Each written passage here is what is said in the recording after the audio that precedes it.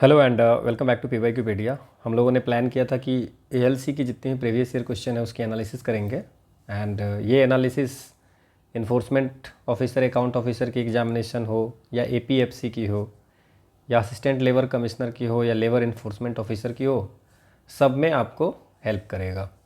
क्योंकि ये सारी जो 4 के 4 एग्जामिनेशन है उसमें कहीं ना कहीं labour laws, industrial relation, social security, इस पर क्वेश्चन पूछे जाते हैं और ये सारी एग्जामिनेशन यूपीएससी कंडक्ट कराती है। तो इसके जो है सो क्वेश्चन आपको करके ही जाना चाहिए, ठीक है। तो ये आपको enforcement officer, account officer, APFC की जो एग्जामिनेशन है उसमें भी कहीं ना कहीं आपको हेल्प करेगा। तो आज जो हम लोग करने वाले हैं वो assistant labour commissioner and labour enforcement officer की जो एग्जामिनेशन हुई थी 2015 में, उसकी पेपर की एनालिसिस करेंगे। This is the part 1। Part 1 में 1 से लेकर के 60 क्वेश्चन करेंगे एंड पार्ट 2 में 61 से 120 क्वेश्चन करेंगे। आप लोग नोट्स बनाया करें बिकॉज पीडीएफ सब पड़ी ही रह जाती है, नोट्स आपको काम देगा।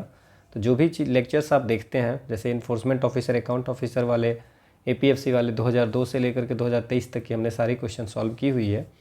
You can go to that video और वो भी आप देख सकते हो, है ना। उसमें भी बहुत सारे क्वेश्चन जो है सो आपको लेबर लॉज, इंडस्ट्रियल रिलेशंस वगैरह पे पूछे हुए हैं, ठीक है।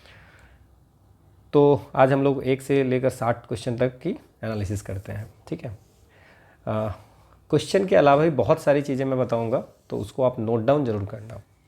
पहला हमारा जो क्वेश्चन है वो कह रहा है कि which one of the following explanations is indicated by the term welfare as total concept, ठीक है ना।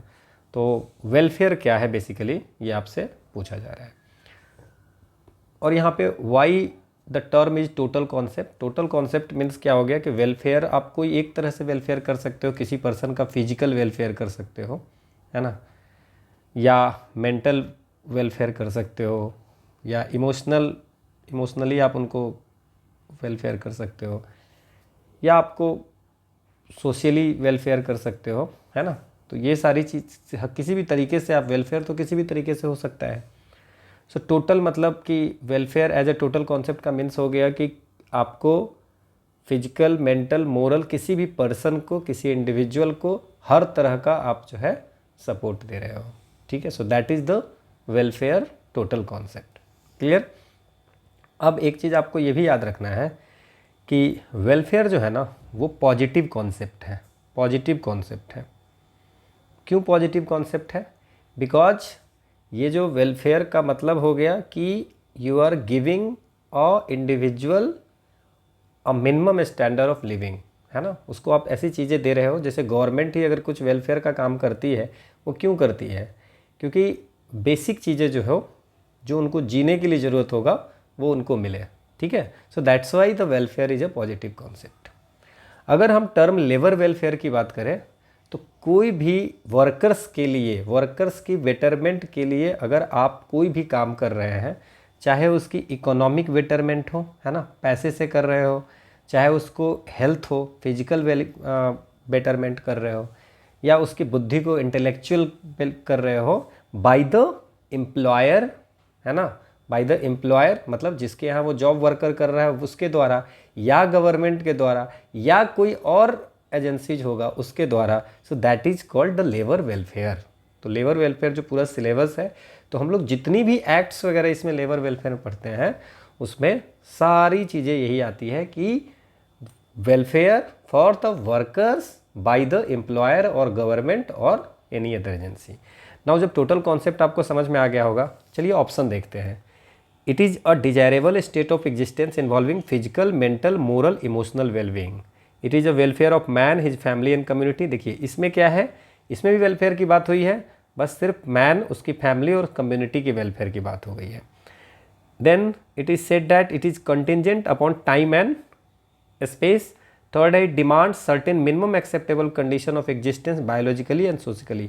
यहाँ पे आपको बायोलॉजिकल, सोशल ही दिया हुआ है। सो तब यहाँ पे ये भी वेलफेयर की बात है, यहाँ भी वेलफेयर की बात हो रही है, बट हम लोग को दिमाग में क्या रखना है कि they ask about the total concept, that's means it combination of physical, mental, moral, emotional wellbeing. Clear, समझ में आया गया? मतलब कि वर्कर्स ही अगर मान लेते हैं, वेलफेयर तो किसी का भी हो सकता है, बट अगर वर्कर के केस में देखें तो उसका मेंटल सिचुएशन भी तो ठीक रहनी चाहिए ना in the work place. So that is the overall ये आपका वेलफेयर हुआ। ठीक है, ये एक्सप्लानेशन दिया हुआ है। अगला क्वेश्चन जो आपसे पूछा गया है वो पूछा है कि दो टर्म दिया हुआ है। ठीक है, one is atonement and investment are two co equal aspect of which one of the following labour welfare theory. So there are different labour welfare theory, है ना। तो लेबर वेलफेयर थ्योरी में फिलैंथ्रोपिक थ्योरी भी होता है, प्लैकेटिंग theory भी होता है, पब्लिक रिलेशन थ्योरी भी होता है, रिलीजियस थ्योरी भी होता है, देन फंक्शनल थ्योरी भी होता है। फंक्शनल या उसको हम लोग इफ़िशियंसी थ्योरी भी बोलते हैं। एफिशिएंसी थ्योरी जब हम लोग पूरी लेबर लॉ की जो क्लास करने वाले हैं लेबर लॉज में, तो वहाँ पे हम लोग इस सब सारे की डिटेल में बात करेंगे। ठीक है, इसके बाद ट्रस्टशिप थ्योरी भी होती है ना। क्या होती है? ट्रस्टशिप थ्योरी। तो ट्रस्टशिप थ्योरी भी होती है एक, ये भी याद रख सकते हैं। रिलीजियस थ्योरी हो गया, one is the police theory. तो ये जितनी भी थ्योरी होती है ना, वेलफेयर की थ्योरी होती है, ये 6-7 थ्योरी है। तो will discuss all the theories in detail. अभी हम लोग बात करते हैं कि इन्होंने बोला है कि प्रायश्चित करना एंड इन्वेस्ट, निवेश करना। तो ये किस थ्योरी के अंदर में आता है? देखिए, अगर वेलफेयर आप कर रहे हो तो वेलफेयर करने के बहुत सारे कारण हो सकते हैं, है ना। जैसे आपको मैं बताता हूँ कि वेलफेयर का कोई भी, अगर जैसे मान लीजिए किसी कंपनी में ही अगर कुछ वेलफेयर का काम हो रहा है, कुछ फ्री में बांटा जा रहा है या कुछ उनके लिए बनाया जा रहा है ना, कोई सुविधा दी जा रही है, तो उसके पीछे बहुत सारे कारण हो सकते हैं। उन कारणों के बेस पे हम लोग थ्योरी ऑफ वेलफेयर बनाए कि एक चीज़ जो है कि एक रिलीजियस थ्योरी भी हो सकती है। क्या रिलीजियस थ्योरी हो सकता है? मतलब कि I am helping others because of lots of reason. उसमें एक आता है रिलीजियस रीजन ऑल्सो। बिकॉज हम लोग इस रिलीजियस थ्योरी का मानना है कि man is a religious animal, मतलब उसको धर्म पे बहुत ज़्यादा, है ना, धर्म पे बहुत ज़्यादा भरोसा है। तो कुछ लोग ये सोचते हैं, सो वो कुछ क्या सोच के वेलफेयर करते हैं? वेलफेयर इसलिए करते हैं कि उन्होंने जो सिंस किए हैं, पाप किए हैं, उसकी प्रायश्चित के लिए वो जो है, सो जैसे आप कोई दान देने गया तो उनको अगर लगता है कि हमने कुछ गलत किया है तो they are going to give the something to the poor people, to the needy one, है ना। तो इसको आपको बोलते हैं अटनमेंट। ठीक है, तो ये आप अटनमेंट मतलब होता है प्रायश्चित। So this comes under the religious theory. समझ में आया आपको? अटनमेंट का मतलब होता है प्रायश्चित करना, ठीक है ना। सो इसको, या हम लोग ये सोचते हैं कि हमारे आगे के काम में ये काम आएगा, सो that is a investment also. Investment की तरह करेंगे तो वो जो भी वेलफेयर एक्ट करते हैं उनको ऐसा लगता है कि हम कुछ गलत करेंगे, तो मतलब कि कुछ गलत किए हैं उसके लिए हम लोग उसको अटनमेंट प्रायश्चित करने के लिए दे रहे हैं, या हम अगर कभी ऐसा कुछ करेंगे तो I am investing for my bad time. ठीक है ना। सो that is the comes under the religious theory. Clear? अब समझिए, हमारा जो प्लैकेटिंग थ्योरी है, प्लैकेटिंग थ्योरी ये कहता है कि जो लेबर ग्रुप्स होते हैं वो आपको मिलिटेंट बन जाते हैं। जैसे मान लीजिए उनका कोई अगर डिमांड नहीं पूरा होता है तो वो उग्र रूप धारण कर लेते हैं। ठीक है। तो उस कारण से अगर कोई, जैसे मान लीजिए कि अगर आपको कोई फैसिलिटीज़ नहीं मिल रही है और अगर मान लीजिए कि आपने मिलिटेंट रूप धारण किया, हल्ला गुल्ला मचाया और फिर मिल गया, फिर आपको वो वेलफेयर की चीज़ें मिल गई, सो दैट कम्स अंदर। तो ये भी एक तरह की वेलफेयर है, बिकॉज रीजन इसका दूसरा है। सो जितनी भी वेलफेयर थ्योरीज है उसके रीजन अलग अलग हैं। So that is the placating theory. One is the public relation theory आती है। पब्लिक रिलेशन थ्योरी आती है कि अगर लेबर में और मैनेजमेंट के बीच में अच्छी रिलेशन रहेगी तो पब्लिक के साथ भी अच्छी रहेगी। जैसे टाटा कंपनी का आप अगर देख लीजिए तो टाटा कंपनी में क्या है, टाटा अपनी एम्प्लॉय के साथ बहुत अच्छा रखता है। तो अगर कोई कंपनी अपनी एम्प्लॉय के साथ अच्छा व्यवहार कर रही है तो ऐसा माना जाता है कि फॉर द पीपल के साथ भी उसका रिलेशनशिप अच्छा होता है। So that is the public. तो वो जो वेलफेयर का वर्क करती है बिकॉज ऑफ उनको पब्लिक के साथ रिलेशनशिप अच्छी बनानी है। समझ में आ रहा है ये सब चीज़ें? ठीक है। और फिलैंथ्रोपिक थ्योरी का कॉन्सेप्ट है कि इफ़, जैसे मान लेते हैं कि परोपकार करना है ना, जैसे मान लीजिए मदर टेरेसा ने को इच्छा हुआ तो उन्होंने कुछ किया, ठीक है ना, कि मैन लव फॉर मैनकाइंड, है ना, लोगों के लिए जो आपका जैसे किसी का सिचुएशन देखकर you are going to do, तो वो परोपकारी सिद्धांत इसमें उस तरह की जो वेलफेयर होती है उसको फिलैंथ्रोपिक थ्योरी कहते हैं। तो जितनी भी थ्योरीज हैं इसमें जो मैंने आपको trust theory, police theory, functional या इफिशिएंसी थ्योरी, विल या इसको पैटर्नलिस्टिक थ्योरी भी बोलते हैं, ट्रस्टशिप को पैटर्नलिस्टिक थ्योरी भी बोलते हैं, will discuss each and every theory in the लेवल लॉज की क्लासेज में। अभी जो एक क्वेश्चन में है वो मैंने आपको बताया है, ठीक है। मतलब वेलफेयर करने के there are lots of way, उसके क्या क्या कैसे कैसे हो सकते हैं। अगला क्वेश्चन है कि the first factories act of India was enacted in the year. तो 1948 में फैक्ट्री एक्ट आई थी, ये आपको पता है, but the question is that कि पहली फैक्ट्रीज एक्ट कब आई थी।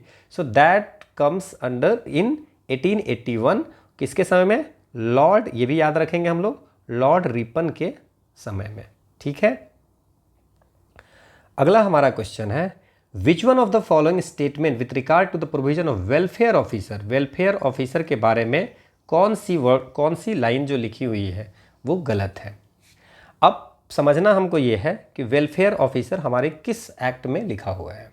नाउ सी, फैक्ट्रीज एक्ट में 1948 में जो आई थी उसमें अगर आप जाएंगे section 49, section is not important, है ना, बहुत रेयर केस में क्वेश्चन पूछते हैं और उसके लिए हमें बहुत ज़्यादा याद नहीं करना है।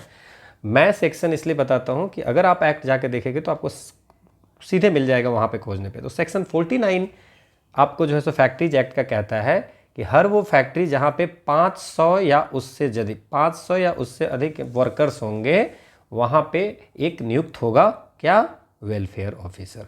तो this provision is given in the factories act, ये बिल्कुल सही है, ठीक है, आपसे नॉट करेक्ट पूछ रहा है। दूसरा कहता है this provision in case of mines and plantation, मतलब mines act 1952 and plantation labour act 1951, year भी याद रखना है हम लोग को, ठीक है। तो ये माइंस एक्ट बोल रहा है कि this provision in case of mines and plantation is given in the central rules of these two acts, इस हर एक्ट्स को चलाने के लिए बनानी पड़ती है रूल्स, है ना। तो बोल रहा है कि रूल्स में ये प्रोविजन है वेलफेयर ऑफिसर का, लेकिन मेन एक्ट में नहीं है। तो मैं आपको इन्फॉर्म कर दूं कि अगर माइंस एक्ट 1952 में जाइएगा तो ये सेक्शन 58 का क्यू में लिखा हुआ है कि हर वो जगह पे जहाँ पे हर वो माइन जहाँ पे 500 या 500 से ज़्यादा, अगेन 500 या 500 से ज़्यादा लोग वर्क करते हैं, वहाँ पे आपको जितना मन होगा उसके अनुसार से वेलफेयर ऑफिसर नियुक्त किए जाएंगे। So that is it is written in act. तो ये जो बोला है कि सिर्फ रूल में लिखा हुआ एक्ट में नहीं, तो ये हमारा गलत हो गया। इवन अगर प्लांटेशन लेबर एक्ट में जाइएगा वहाँ पे सेक्शन 18 है, वहाँ पे लिखा हुआ है कि, लेकिन यहाँ पे एक चीज़ कैची पॉइंट याद रखना है, 300 या 300 अधिक एम्प्लॉई जहाँ भी है, 300 और मोर वर्कर्स अगर किसी प्लांटेशन में काम कर रहे हैं तो वहाँ पे आपको वेलफेयर ऑफिसर की नियुक्ति करनी है, अगर जितना मन होगा करनी है ना। सो 300 और मोर, तो याद क्या रखना है सर, फैक्ट्रीज एक्ट में 500 या 500 से ज़्यादा, माइंस एक्ट में 500 या 500 से ज़्यादा, और प्लांटेशन एक्ट में 300 या उससे ज़्यादा। यहाँ तक कोई दिक्कत तो बी आप ऑप्शन लिख देंगे कि सर बी नॉट करेक्ट है। चलिए हम और भी पढ़ते हैं। In mines this provision is made applicable when 500 और मोर, मैंने बता दिया आपको पहले ही कि 58 क्यू है ना, सेक्शन 58 का क्यू में लिखा हुआ है कि 500 या 500 अधिक, तो ये डी भी सही है। अब देखते हैं see, for factories and plantation this provision is applicable when 500 और मोर workers employed.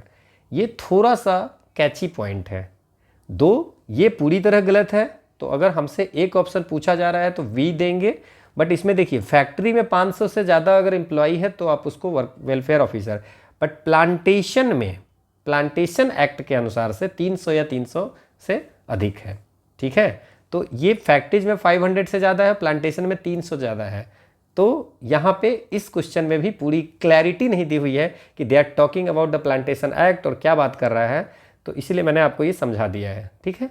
So B should be the answer, but ये जो कैची पॉइंट है वो मैंने आपको बताया, वो आपको ध्यान रखना है कि अगर क्वेश्चन पूछे इस तरह से, क्योंकि यूपीएससी जनरली बार बार एक बार अगर गलती हो भी जाती है तो बार बार नहीं करती है, ठीक है। अगला है कि इसमें से कौन सा which of one of the following is not a welfare measures. Factories act में कुछ लेबर के वेलफेयर के लिए कुछ बात की गई हुई है, तो अगर फैक्ट्रीज एक्ट का चैप्टर 5 देखेंगे जा करके, आप चैप्टर 5 एक्ट का देखेंगे तो वहाँ पे कुछ वेलफेयर की मेजर दी हुई है वेलफेयर का। उसमें आपको दिया हुआ है कि there should be a canteen होनी चाहिए। इसकी भी सबकी क्राइटेरिया है, वो हम एक्ट इंडिविजुअल पढ़ेंगे तो हम सारी डिटेल पढ़ेंगे। अभी क्वेश्चन सॉल्व कर रहे हैं तो सिर्फ क्वेश्चन के ऑप्शन पे ध्यान दे रहे हैं, ठीक है। कैंटीन होनी चाहिए, क्रेच फैसिलिटी होनी चाहिए, है ना, फर्स्ट एड होनी चाहिए, कितने लोगों रहने पे होनी चाहिए, कितने लोगों पर कितने first aid, that will discuss in the factories act, ठीक है। तो ये क्रेच होनी चाहिए, फर्स्ट एड होनी चाहिए, या आपको बैठने की फैसिलिटी होनी चाहिए, वॉशिंग फैसिलिटी होनी चाहिए, स्टोरिंग फैसिलिटी होनी चाहिए। वेलफेयर में यह है कि वेलफेयर ऑफिसर होनी चाहिए। So these are the few things. So welfare करके एक टॉपिक, एक वेलफेयर करके एक चैप्टर है, उसमें इन सब पे बात की गई हुई है। ड्रिंकिंग वाटर होनी चाहिए, this is also written in the factories act, but in the section of chapter 3 में लिखा हुआ है, और ये हेल्थ में लिखा हुआ है कि हेल्थ में क्लीननेस होनी चाहिए, लाइटिंग होनी चाहिए, है ना, टेम्परेचर जो है सो वेंटिलेशन टेम्परेचर एकदम प्रॉपर होनी चाहिए, वाटर होनी चाहिए, लैट्रिन यूरिनल साफ सफाई होनी चाहिए, स्पुटॉन्स होना चाहिए, थूक फेंकने वाले भी होने चाहिए, ओवर क्राउडिंग नहीं होनी चाहिए। So these are written in health.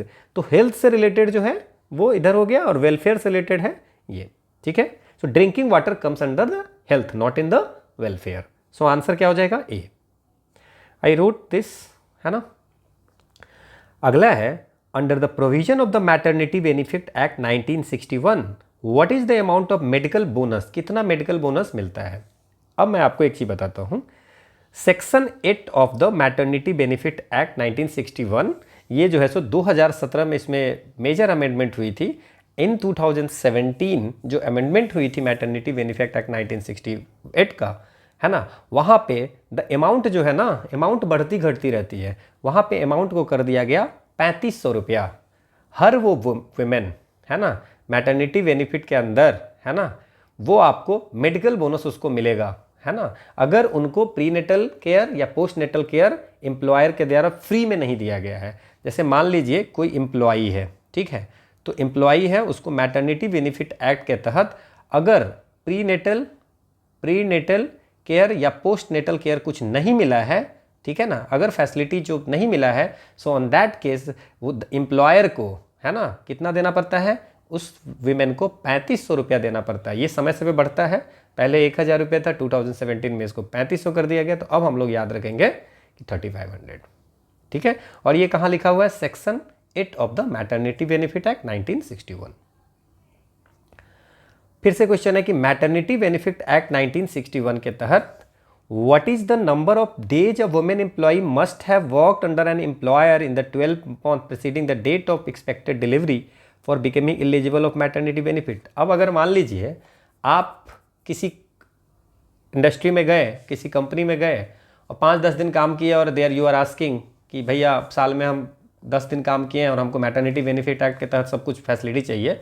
सो उसके लिए क्लॉज सेक्शन 5 में दिया हुआ है, section 5 of the maternity benefit act में दिया हुआ है कि अगर आपको कम से कम 80 दिन पिछले साल, मतलब कि 80 दिन 12 महीने के अंदर, है ना, 80 दिन कम से कम आपको काम करना पड़ेगा। एक्सपेक्टेड डिलीवरी है ना, उससे 12 महीने पहले 80 दिन कम से कम काम करना है, ठीक है। क्लियर, समझ में? जैसे मान लीजिए कि एक्सपेक्टेड डिलीवरी अप्रैल है, अप्रैल 2026 है, तो अप्रैल 2025 से एटलीस्ट 80 डेज आप वर्क किए हैं, तभी आपको 80 दिन कम से कम काम किए हैं, तभी आपको फैसिलिटी मिलेगी अंडर मैटरनिटी बेनिफिट एक्ट। ऐसा नहीं कि 5 दिन किए।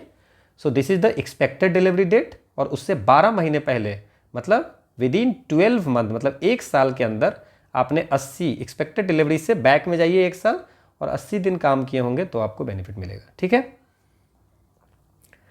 अगला है कि under the provision of employees compensation act 1923 what will be the amount of compensation payable to an employee suffering from permanent total disability with his monthly salary run is 15,800 and factor is 181.37। अब section 4 में जाइएगा, अगर employee compensation act 1923 में, वहाँ पे एक चीज़ लिखा हुआ है कि कितना अमाउंट ऑफ कंपनसेशन, कितना पैसा देना है, वहाँ पे लिखा हुआ है कि अगर किसी एम्प्लॉय को वहाँ पे डेथ हो जाए, डेथ इंजरी से डेथ हो जाए, दूसरा ये है कि अगर परमानेंट डिजेबिलिटी हो जाए, टोटल डिजेबिलिटी हो जाए, तो उस केस में आपको उनको देना है पैसा, है ना। परमानेंट टोटल डिजेबिलिटी हो गया तो कितना पैसा देना है।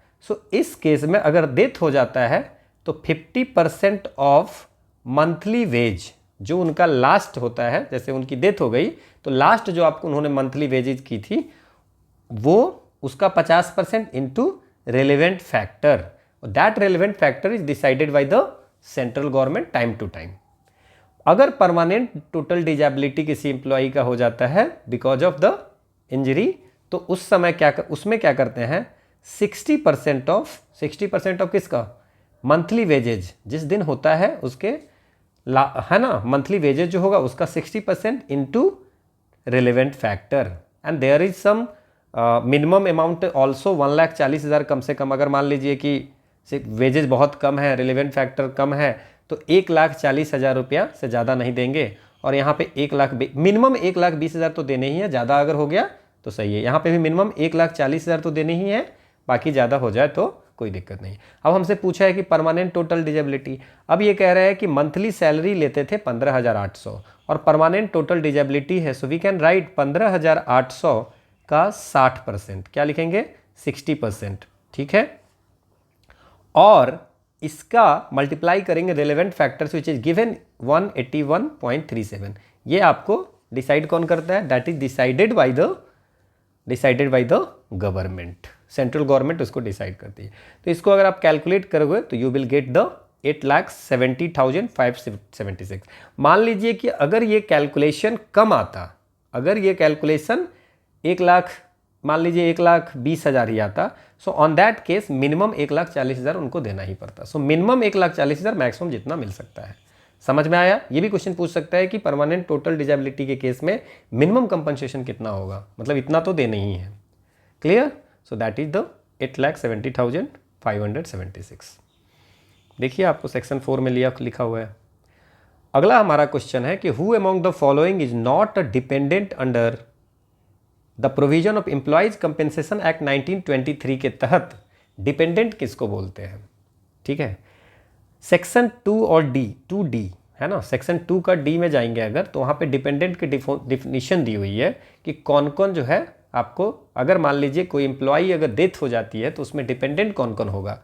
ठीक है, तो वहाँ पे लिखा हुआ है कि डिपेंडेंट होगा जैसे जो उनकी विडो होगी, अगर कोई एम्प्लॉई डेथ कर गया तो उनका विडो है ना, उनका माइनर सन है, ठीक है, अनमैरिड डॉटर है, ये आपको अनमैरिड डॉटर है। देन इसमें फिर आपको विडोड मदर भी होगा, है ना, विडोड मदर भी होगा। सो कौन सा डिपेंडेंट नहीं है वो आपसे पूछा जा रहा है। सो विडोअर मतलब उसकी जो विधवा या विधुर होगी, सो दैट इज द वो होगा, उसको तो मिलेगा है, ठीक है ना।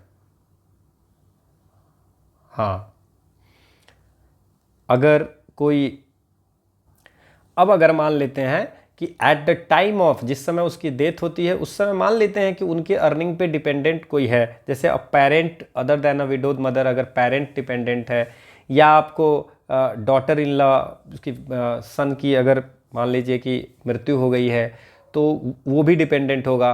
अगर कोई माइनर चाइल्ड होगा उसका, किसका, प्री डिसीज सन का, अगर जो बेटा की मृत्यु हो गई है उसका भी अगर कोई है ना, जैसे पोता जी होंगे, है ना, तो वो भी आपको जो हो ये इसमें आपको आएगा। इवन अगर मान लीजिए कि बेटी है उसकी अगर डेथ हो गई होगी और कोई भी पेरेंट अगर नहीं, कोई भी पेरेंट अगर जिंदा नहीं होंगे, ठीक है ना, तो उस केस में माइनर चाइल्ड को ही मिलेंगे। ठीक है, तो ये सब है ना।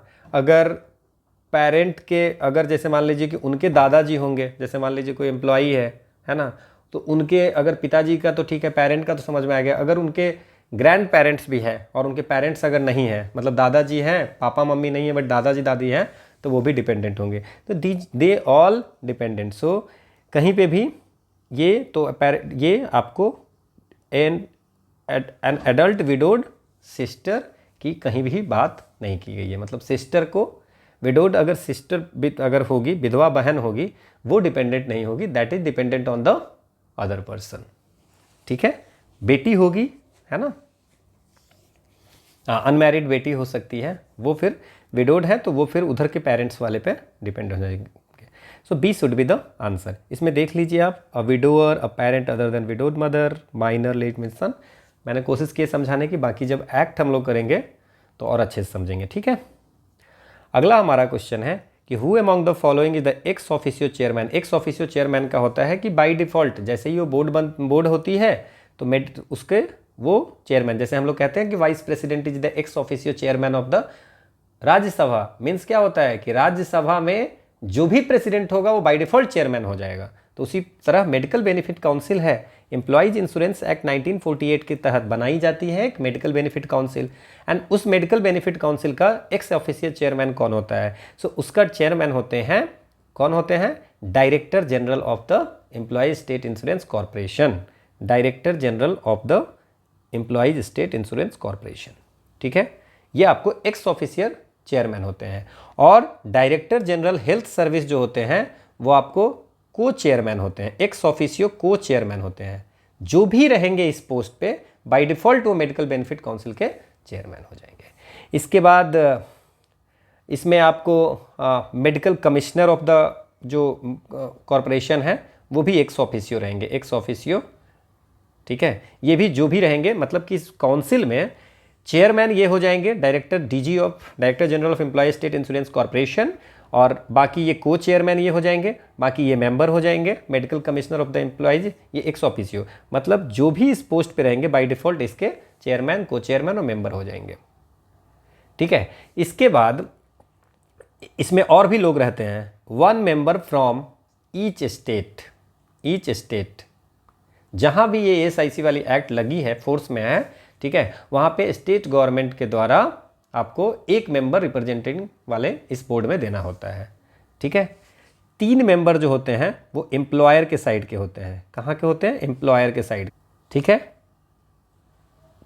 3 जो होते हैं वो एम्प्लॉई के साइड तरफ से होते हैं। क्या होते हैं? 3 होते हैं एम्प्लॉई के सब ठीक है, और 3 और मेंबर होते हैं जिसमें 3 मेंबर और होते हैं जिसमें एक कम से कम विमेन होगी। ठीक है, जो मेडिकल प्रोफेशन के होंगे। क्लियर? समझ में आ गया? क्लियर? तो सर क्या क्या होगा? ये 3 एक्स ऑफिशियो हो गया, 1 मेंबर हर स्टेट का हो जाएगा, 3 एम्प्लॉई के साइड से, 3 एम्प्लॉयर के साइड से, और 3 मेंबर और होंगे जिस मेडिकल प्रोफेशन की तरफ से, जिसमें 1 विमेन होगी। क्लियर? होप आपको ये समझ में आया होगा कि मेडिकल बेनिफिट काउंसिल जो सेंट्रल गवर्नमेंट बनाती है उसमें कौन कौन होते हैं। Clear? This is the explanation. अगला है कि मैटरनिटी बेनिफिट एक्ट 1961 के अंतर्गत every women employee after delivery of a child who returns to duty to be provided with nursing break till the child attains the age of. कहते हैं कि maternity benefit act में एक और provision दिया हुआ है कि जब बच्चे की डिलीवरी हो गई और वो वीमेन जो है सो ड्यूटी फिर आ गई, जॉब पे आ गई, तो उसको देना है नर्सिंग ब्रेक। कब तक देना है? तो सेक्शन 11 में जाएंगे तो ये याद रखना है कि जब भी अगर ड्यूटी पे जाती है ना, तो जितना रेस्ट वगैरह अलाउड है उसके अलावा उसको आपको ब्रेक देना है। कितना ब्रेक देना है? 2 ब्रेक्स, है ना, एक पर्टिकुलर ड्यूरेशन पे। बाकी रेस्ट वेस्ट सब मिलेगा, 2 बार ब्रेक देना है। किस चीज़ के लिए? आपको बच्चे को नर्सिंग करने के लिए, केयर करने के लिए, है ना।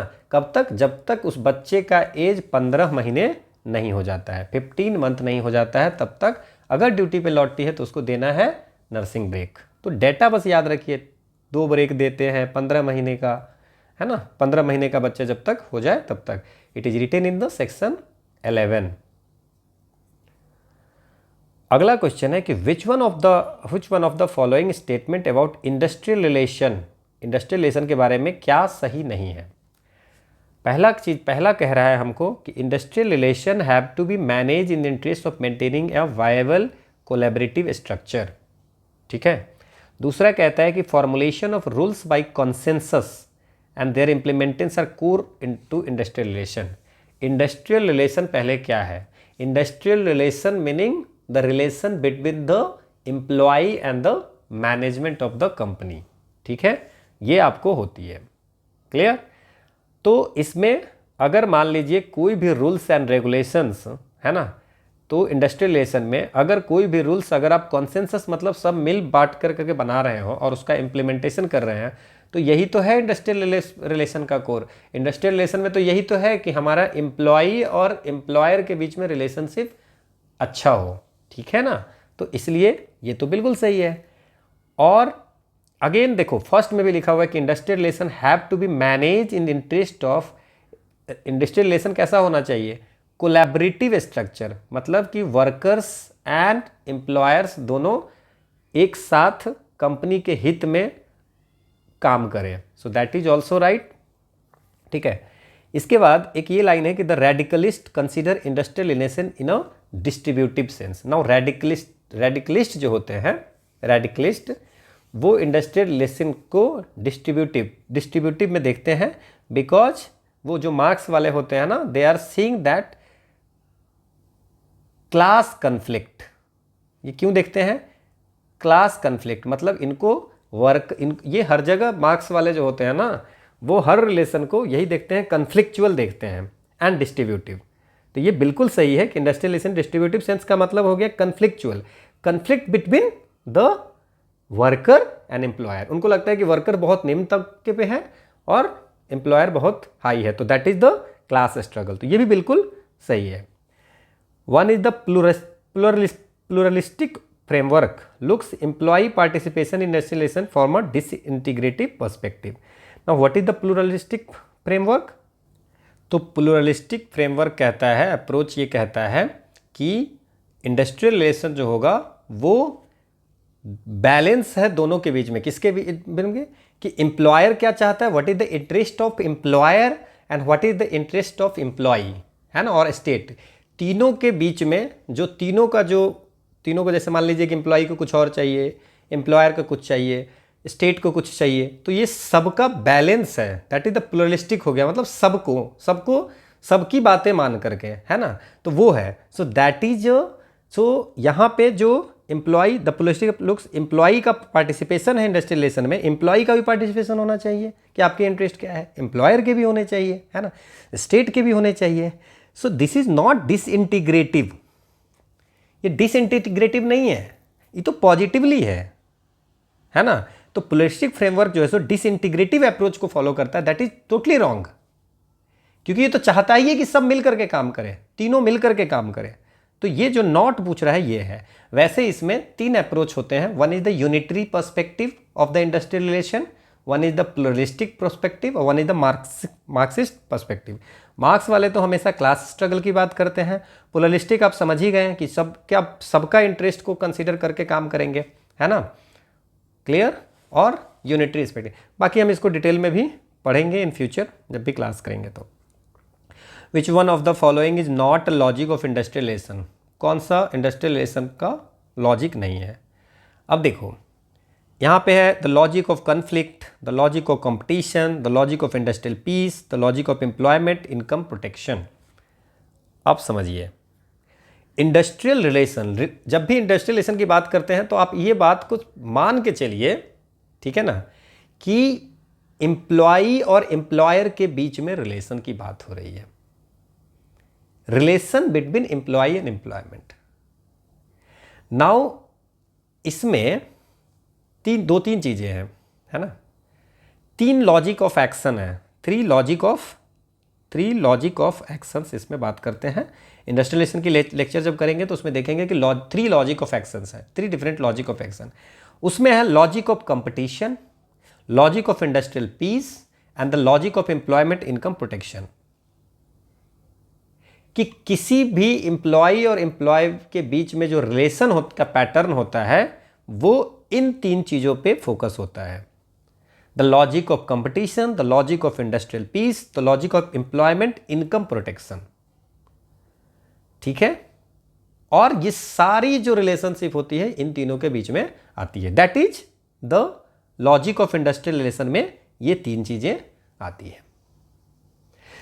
आप इस बात को समझिए, लॉजिक ऑफ एक्शन ये कहता है कि लॉजिक ऑफ एक्शन फ्रेमवर्क जो बनाया गया था उसमें ये चीज़ें लिखी गई थी कि एम्प्लॉयमेंट रिलेशन मतलब एम्प्लॉय और एम्प्लॉयर के बीच का जो रिलेशन है उस पर बहुत सारी चीज़ों का इम्पैक्ट पड़ता है, इससे ग्लोबलाइजेशन का भी पड़ता है। तो वो रिलेशन जो पड़ता है तो उसमें कैसे कैसे कौन कौन सी फ्रेमवर्क है। So that is the logic of competition, logic of industrial peace, logic of employment, income protection. ठीक है, will see in the detail, but this is not in the logic of ex industrial relation. Wild cat strike क्या है, ये आपसे पूछा गया है। ये आपको यूनियन का जो वर्कर होगा ना, यूनियन वर्कर जो है, यूनियन वर्कर है ना, बिना यूनियन लीडरशिप के ऑथराइजेशन के, अप्रूवल के या सपोर्ट के, है ना, वो स्ट्राइक करता है। So that is the wild cat strike, है ना। इसको अनऑफिशियल इंडस्ट्रियल एक्शन भी बोलते हैं। जैसे मान लीजिए देयर इज ए यूनियन, वहाँ पे कुछ लीडरशिप होंगे, president, general secretary, these things, और उसके होंगे एम्प्लॉई, उसके होंगे यूनियन के मेंबर। तो कोई भी काम करने से पहले you have to take a permission from the leadership. But अगर आप बिना परमिशन इससे लिए हुए उसके मेंबर अगर स्ट्राइक कर देते हैं तो उसको बोलते हैं wild cat strike. Strike called by a group of workers on the spur of moment without any formal notice to the employer and consent from the union. न यूनियन से कंसेंट लिया, न एम्प्लॉयर को नोटिस दिया और strike कर दिया। यहां पे है विथ द सपोर्ट, नहीं होगा, है ना। सो बिना सपोर्ट के, क्लियर, समझ में आ गया। So this is the wild cat strike, wild cat strike. अगला हमारा क्वेश्चन है कि what is the jurisdictional strike. ठीक है ना। अब मान लीजिए कि एक कंपनी है, ठीक है, एक कंपनी में डिफरेंट यूनियन है, यूनियन 1, यूनियन 2, यूनियन 3। अब सबका अपना अपना काम है, कोई यूनियन किसी के लिए बनाया हुआ है, किसी का किसी के लिए बना हुआ है। नाउ अब जुरिस्डिक्शन, नाम से ही पता चल रहा है ना कि जुरिस्डिक्शन इसका क्या है ना। तो अगर उसमें वर्कर जो होगा वो इसलिए स्ट्राइक करेगा, है ना, जिसमें डिफरेंट यूनियन के मेंबर, जैसे मान लीजिए कि वर्क असाइनमेंट के लिए, काम के लिए, अब इस तीनों के वर्कर से एक दूसरे का लड़ाई होगा कि कौन सा वर्क हमें करना चाहिए, कौन सा। जैसे मान लीजिए एक सेकंड के लिए एक सफाई वाली यूनियन है, एक कुछ और चीज़ की यूनियन है, किसी और चीज़ के एम्प्लॉई की यूनियन है, और सारा गार्डनिंग का एक यूनियन है ना, मेड का एक यूनियन है, कोई भी आप मान सकते हो, कुक का यूनियन है, एंड कुक वाला काम जो है सो गार्डनिंग वाला कर रहा है। सो वर्क असाइनमेंट के कारण अगर ये लोग, इन सब में डिस्प्यूट होती है, उस कारण से होती है, मतलब कि यूनियन के बीच में डिस्प्यूट होती है जिस कारण से स्ट्राइक होती है, दैट इज द जुरिस्डिक्शन। कि आपके जुरिस्डिक्शन में, मेरे जुरिस्डिक्शन में आप आ गए, चाहे मेरे आप में मैं आ गया, सो इस कारण से मेंबर्स के बीच में, आपको डिफरेंट यूनियन के मेंबर्स के बीच में लड़ाई होती है। क्या है, two unions make claim to represent the same set of workers and make claimer for recognition on this claim and go for strike to pressurise the management. Registration same name के registration के लिए है नहीं, पहले मैंने बोला कि सब यूनियन रजिस्टर्ड है, ठीक है। और जैसे मान लीजिए कि यूनियन 1 भी बोलता है कि ये मेरे मेंबर हैं और इसमें मेरे भी मेंबर हैं, है ना, सेम सेट ऑफ वर्कर्स है, ठीक है ना। तो उसके लिए आपको जाता है वो डिफरेंट यूनियन जो है सो स्ट्राइक पे चला जाता है, दो यूनियन के बीच की लड़ाई होती है, दैट इज जुरिस्डिक्शन, ठीक है। अगला है कि येलो डॉग कॉन्ट्रैक्ट क्या होता है। अब येलो डॉग कॉन्ट्रैक्ट जो होता है वो होता है किसके किसके बीच में, एम्प्लॉय एंड एम्प्लॉयर के बीच में होता है। ये जब नौकरी होती है ना आपको, तो जब जॉब होती है तो देयर आर कंडीशंस वगैरह साइन की जाती है। सो उस कंडीशन ऑफ एम्प्लॉयमेंट में इट इज रिटन दैट कि you are not going to join any union during your course of your employment. जब तक आपको मेरे यहाँ नौकरी रहेगा तब तक आपको कोई भी कंपनी ज्वाइन, कौन भी यूनियन ज्वाइन नहीं करना है। So that contract between the employee and employer. So when management secures an agreement from the workman that he will not join a union during the course of his employment, this is the yellow dog contract between the employee and employer, ठीक है। अगला है कि the institution of voluntary arbitration as a method of settling industrial dispute was strongly favored by।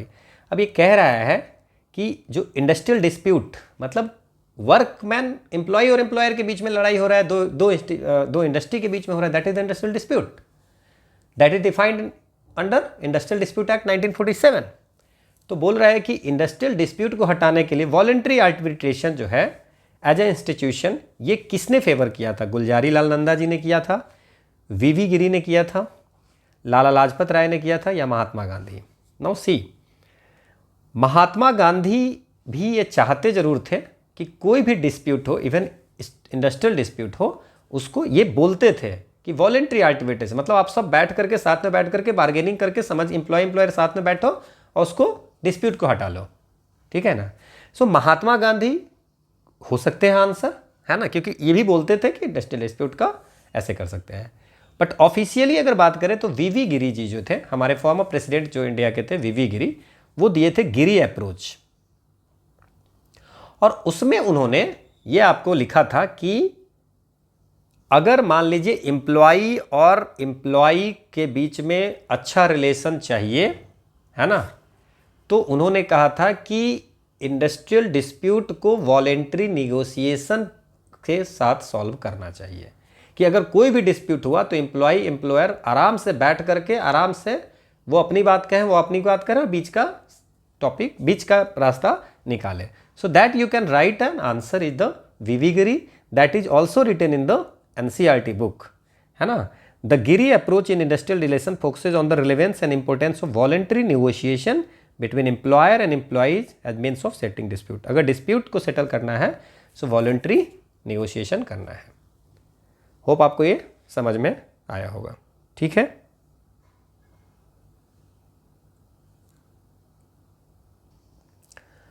अगला है कि the industrial dispute bill 1947 observe that industrial peace will be most enduring where it is founded on voluntary settlement. Again the same type का question है ना, कि जो industrial dispute bill 1947 में था, उसमें कहा कि इंडस्ट्री में पीस तभी होगा जब वॉलंटरी सेटलमेंट होगा, मतलब दोनों मिल करके चाह करके आराम से सेटल करेंगे। विच one of the following machinery under the industrial dispute act 1947 was created. तो इसके लिए क्या क्रिएशन की गई हुई है, क्या ऐसा किया गया हुआ है ना। तो इसके लिए आपको इसके लिए वर्क कमेटी बनाई गई है, या बोर्ड ऑफ कॉन्सिलेशन बनाई गई है, कोर्ट ऑफ इंक्वायरी बनाई गई है। सो वॉलेंट्री सेटलमेंट के लिए आपको बनाई गई है एक वर्क कमेटी। मतलब इसमें कहा गया है कि गवर्नमेंट जो है ना, जितनी भी इंडस्ट्रियल एस्टेब्लिशमेंट में है जहाँ पे 100 या 100 से ज़्यादा एम्प्लॉई है, ये भी याद रखना है, ठीक है, तो वहाँ पे एक बनानी है वर्क कमेटी, ठीक है, क्लियर, समझ में आ गया। और उसकी ड्यूटी ये रहेगी कि कोई भी अगर लड़ाई झगड़े फ्रिक्शंस होती है between the employee and employer, अगर डे टू डे वर्किंग में भी कुछ हो जाता है, तो उसको आपको दोनों बैठ करके वॉलेंट्री सेटलमेंट से आपको उसको सॉल्व करना है, ठीक है ना, ये आपको ध्यान रखना है, 100 या 100 से अधिक। अगला है कि in India which one of the following system prevails in respect of adjudication in industrial dispute. अगर लड़ाई होती है, और एडजुडिकेशन का मतलब क्या होता है, that is the legal process which is in court. Legal process है ना, कहाँ पे, इन कोर्ट। जब भी अगर दो लड़ाइयाँ कोर्ट में चला गया तो दैट इज द एडजुडिकेशन। वहां पे जज डिसाइड करेगा, जो लड़ाइयाँ होगी दोनों की तरफ से जो सबूत दी जाएगी उसमें जज डिसाइड करेगा। तो इसमें क्या होता है, ये क्या है, अब आपको कोर्ट में जाना है, ठीक है ना, तो ये तो आपके डिस्क्रिप्शन पे डिपेंड करता है, ये तो आपके डिस्क्रिप्शन पे डिपेंड करता है। तो कोर्ट में जाना है ना, जाना है, that is a discretionary, it is not compulsory to go in a court, it is discretionary, आपका अपना विवेक है, आपको है मन में जाना तो कोर्ट में जा सकते हो। बट अगर कोर्ट चले गए तो जो भी फैसला आएगा, अवार्ड का मतलब जो भी फैसला आएगा उसको आपको एक्सेप्ट करना ही पड़ेगा। सो एडजुडिकेशन में ये चीज होती है कि discretionary reference and compulsory acceptance of the award. समझ में आ गया। Voluntary acceptance of the award ये हो ही नहीं सकता है ना। अवार्ड तो आपको जो मिलेगा है ना वो पूरा करना ही है, ठीक है। ये ऐच्छिक है ना, और दैट इज डिस्क्रिशनरी। अगर लड़ाइयाँ होती है तो कोर्ट में जाना आपका डिस्कशन है, आपको मन है जाइए, नहीं मन है नहीं जाइए। सो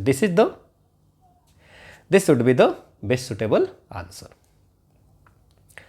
अगला हमारा क्वेश्चन है कि in India which one of the following bodies was created particularly to focus on social and labour issue arising out of economic reforms.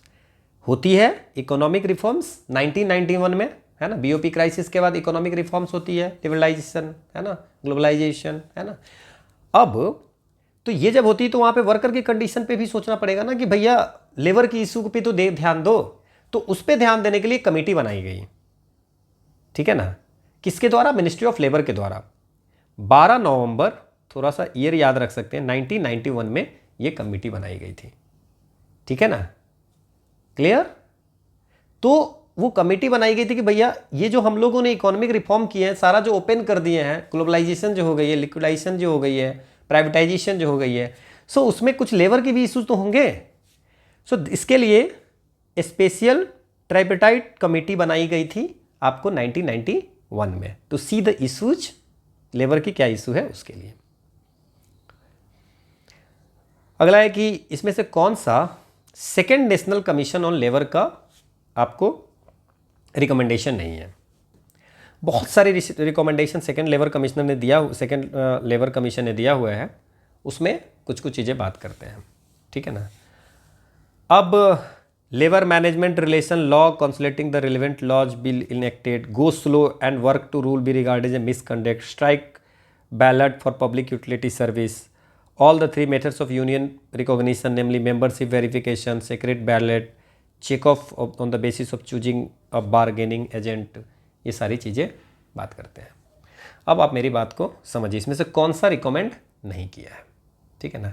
उसने कहा था कि सेकेंड जो नेशनल कमीशन ऑन लेबर था कि गो स्लो और वर्क टू रूल, ये दोनों जो है इसको मिसकंडक्ट माना जाए ना। What is the go slow है क्या, ये पहले आपको समझना पड़ेगा।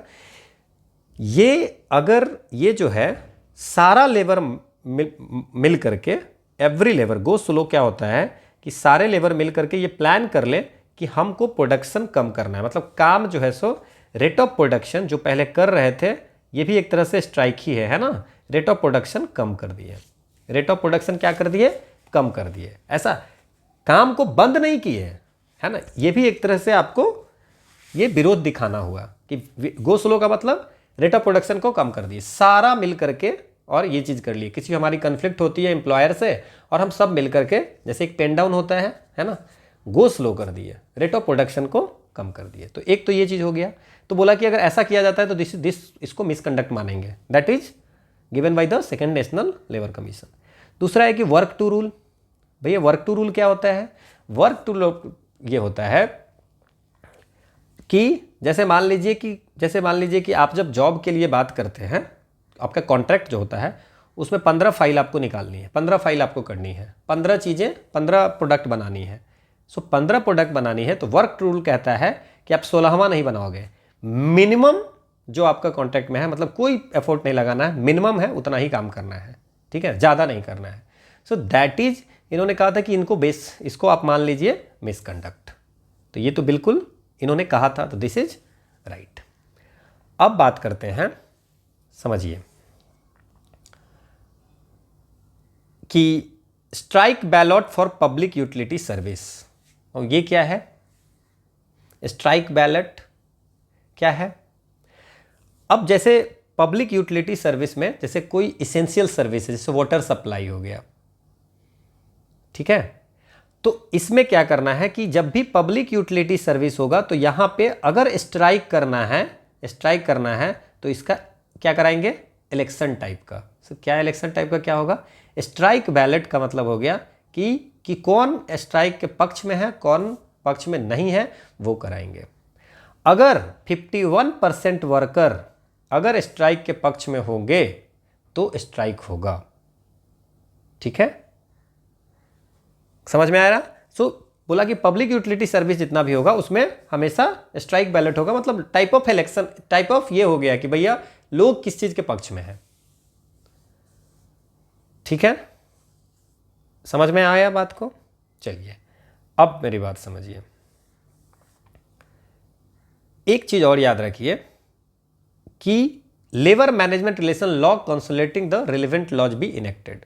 इन्होंने ये भी बोला था, है ना, कि आप क्या कीजिए कि ये सारी चीज़ों को ठीक करने के लिए आप एक लेबर मैनेजमेंट रिलेशन बनाइए, है ना, जिसमें जितने भी लॉ है ना, उसको कंसोलिडेट करके और पूरा एक लॉ बनाइए, सो दैट कि there should be a healthy industrial relation.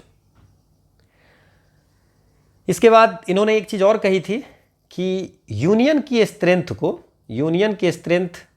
मतलब कि है कि नहीं है, ये सारी चीज़ें, है ना, उसके लिए यूनियन स्ट्रेंथ को डिटरमिन करने के लिए आपको कराना है एक इलेक्शन। उसमें 3 मेथड है। Union recognition, method of union recognition, namely membership verification, union की मेंबरशिप की वेरीफाई कराना है कि गलत तो नहीं है। सेक्रेट बैलेट होना चाहिए, सेक्रेट बैलेट, है ना, इलेक्शन सेक्रेट बैलेट से होना चाहिए। वेरिफिकेशन मेंबरशिप की होनी चाहिए। और एक चेक ऑफ सिस्टम था। चेक ऑफ सिस्टम में है कि एम्प्लॉयर जो है आपको रेगुलरली आपको यूनियन फी जो है वो आपको निकालती है कि नहीं। ठीक है, ये आपको, ये तीनों वे है, but that is not the basis of choosing a bargaining agent. This is a way to determine union strength. Union का क्या सिचुएशन है उसके लिए मेंबरशिप वेरिफिकेशन करेंगे, कोई फर्जी मेंबर्स तो नहीं है, सीक्रेट बैलेट से इलेक्शन करवाएंगे। चेक ऑफ सिस्टम ये होता है कि एम्प्लॉयर जो है सो पैसा, यूनियन का फी होती है ना कुछ, वो डिटेक्ट करता है कि नहीं। So D should be the answer. बाकी तीनों का तीनों सही है। ठीक है ना। इन्होंने ही बात किया था कि लेबर रिलेशन कमीशन बनाने की बात की थी, यही second national commission on labour. ठीक है ना। अगला, इन view that people can learn through observation and direct experience associated with which one of the following theories of learning.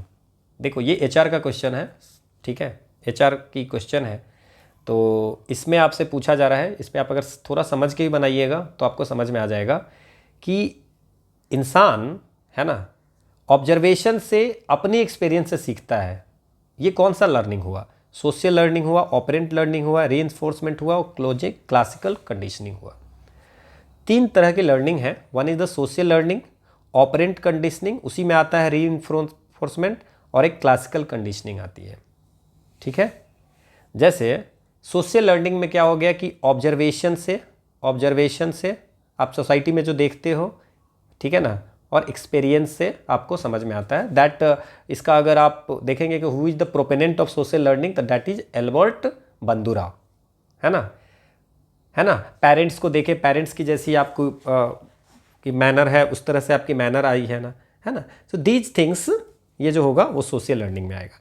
तो ऑब्जर्वेशन ये हो गया सोशल लर्निंग में। बाकी भी मैंने बता देता हूँ कि ऑपरेंट कंडीशनिंग जो होता है that is the reward and punishment. आप सीखते हो, आपको लगता है कि ये चीज़ पढ़ने से हमको ये फ़ायदा मिलेगा, ठीक है ना, ये ऐसा नहीं करने से, उससे भी आप जो सीखते हो। पनिशमेंट मतलब कि ऐसा करने से हमको, जैसे मान लीजिए कि मर्डर करने से आपको जेल में जाना पड़ेगा, लेट अस एज्यूम, या हम ये याद करके नहीं, तो उससे भी आप सीखते हो। That is the operant conditioning. ठीक है, ये स्किनर ने दिया है। इसी में रीइंफोर्समेंट आता है कि अगर आप अच्छा परफॉर्मेंस करोगे, गुड परफॉर्मेंस करोगे, तो you will get the bonuses. So that is also type of learning. आपको कोई बोलेगा कि आप जो है सो 10th में 80% ले आओगे तो will give you the cycle. So that is the operant conditioning, उसी में आता है रीइंफोर्समेंट भी। इसके बाद आता है क्लासिकल कंडीशनिंग। ये इवान ने दिया था, ये कॉन्सेप्ट जो है सो इवान ने दिया था, ठीक है ना। वो स्टिमुलस एसोसिएशन है। स्टिमुलस एसोसिएशन क्या हो जाएगा? जैसे बेल का साउंड जैसे ही सुना आपने, बेल का साउंड मतलब घंटी बजा, ठीक है, तो घंटी बजा और डॉग के मुंह में पानी, कुत्ते के मुंह में पानी आ गई, है ना। तो इसका मतलब डॉग बजा, इट मीन्स कि अब मेरे को खाने का टाइम आ गया, अब हमको खाना मिलेगा। सो दैट इज द, वो भी एक लर्निंग का प्रोसेस है कि क्या हो रहा है तो क्या हमको रिएक्ट करना है। सो ये 3 तरह की लर्निंग है। इससे ज़्यादा कहीं पूछेगा नहीं, अगर पूछेगा तो इस तीनों लर्निंग में आप आराम से सॉल्व कर पाओगे। So this answer is social learning. अगला है कि employees believe in the degree to which they affect their work environment, their competence, the meaningfulness of their job and their perceived autonomy in their work indicates. कोई employee को ऐसा लगता है ना, ठीक है ना, कि उसका जो कॉम्पिटेंस है या उसकी जो मीनिंगफुलनेस है, मतलब उसका बहुत यूज है इस जॉब में, है ना, ठीक है ना, अगर वो नहीं रहेगा तो कुछ नहीं होगा। इस तरह की चीज़ें हैं, वो किस चीज़ में आता है? ऑर्गेनाइजेशनल कमिटमेंट में आती है, ये साइकोलॉजिकल एम्पावरमेंट में, अफेक्टिव कमिटमेंट या जॉब सेटिस्फैक्शन में। सी वन थिंग, अगर किसी एम्प्लॉय को ऐसा विश्वास है कि मेरे से कंपनी चल रही है, तो that is also good thing ना। अब ये होता है कि आपको आपका इन्फ्लुएंस है उस कंपनी में, you are capable to do lots of thing, so that empower you psychologically, है ना। So this is the answer. If you are feeling that कि हमारे पास हमारी क्षमता बहुत है, मेरा कॉम्पिटेंस बहुत ज़्यादा है, हम अपनी क्षमता से वर्क एनवायरनमेंट को, मैं रहता हूं तो उसमें अच्छा रहता है, so that affect the work environment, and आपकी जो है सो अहमियत है उसमें, जॉब में, है ना। अगर ये चीज़ आप सोच रहे हो तो ये जो है so you are psychologically empowered, मतलब your influence in the organization, कहीं ना कहीं इन्फ्लुएंस है आपकी ऑर्गेनाइजेशन में। तो आंसर तो साइकोलॉजिकल एम्पावरमेंट हो गया। नो, जॉब सेटिस्फेक्शन क्या मतलब क्या हो गया कि आप personal happiness at work means you are satisfied with your role, कि आपको जो काम मिला है, the work environment of the company, that is the job satisfaction. But आपका पूरा दायित्व है, that is the psychological empowerment. Then affective commitment होता है, आप ऑर्गेनाइजेशन के साथ इमोशनल बॉन्ड आपका हो गया, इमोशनल अटैचमेंट हो गया कि भाई कैसे छोड़ देंगे हम, इस जब ये शुरू से था तब से हम इसके में हैं, या हमारे रिलेशन में है, फलाना टिकना। सो अगर आपकी ऑर्गेनाइजेशन के साथ इमोशनल बॉन्ड होता है, that is affective commitment. And organizational commitment क्या हो जाता है कि you are loyal with the organization, ठीक है। ऑर्गेनाइजेशन के प्रति आपकी ड्यूटी है कि आप अगर उस ऑर्गेनाइजेशन में, तो you have to work, so that is the organizational commitment.